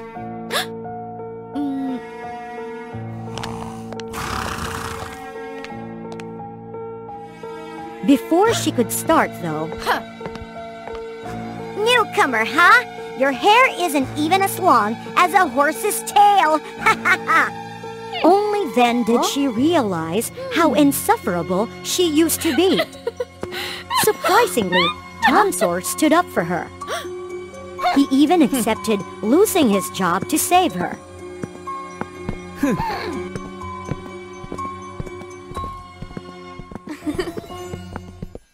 Tiffany understood that she had misunderstood the short-haired people. United by their lack of magic, they helped each other willingly.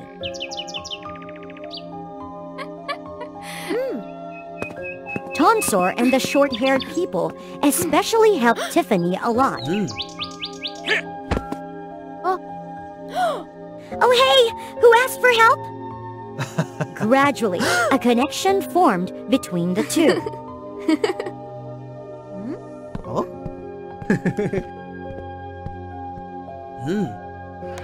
One day, Tiffany had to visit the capital alone. No one recognized her as the princess with long hair. And she saw her former husband, Ryder, but he seemed different. Why does that hair look strange, yet familiar? Is that my hair? It's you! You stole my hair! Isn't that the princess? Exactly, that's her face! Obviously, Tiffany was captured immediately. I never thought you'd still be alive. It turned out Ryder had lived for a long time. He stole beautiful hair to maintain his youth. Because Tiffany was so famous, he had to trick her into marrying him to fulfill his sinister plan. I once had your mother's hair. Yours is even better. The short hairs harmed my mother, didn't they? I hired those guys. This time's no different. That tonsor should have ended your life. Only then would the hair be truly mine. Once I am powerful enough, I shall seize control of the kingdom's hair magic. Ryder staged a public trial of Tiffany to deceive the masses. This short-haired woman has harmed my wife, impersonated her. Bring forth the accusations. Immediate execution. No excuse. Stop! Tonsor suddenly appeared, exposing all of Ryder's wrongdoing. That hair identical to the princess's former locks? I knew it instantly! A forgery! And then everyone's hair shall belong to me! And you too!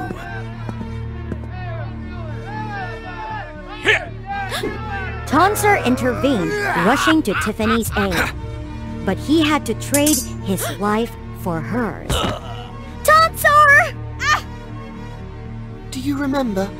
We've known each other for a long time. It was you who saved me. I've loved you since then. I cut off your hair, deceived the prince and hid you. I'm sorry. I'm so sorry. No! No! Miraculously, Tiffany's emotions triggered her hair's magic. I know. I can't let you live. Her hair punished Ryder and returned to her. However, the new magic wasn't powerful enough to save Tonsor. Don't hesitate to sacrifice your hair to save those you love. She decided to sacrifice all her hair to harness its full power.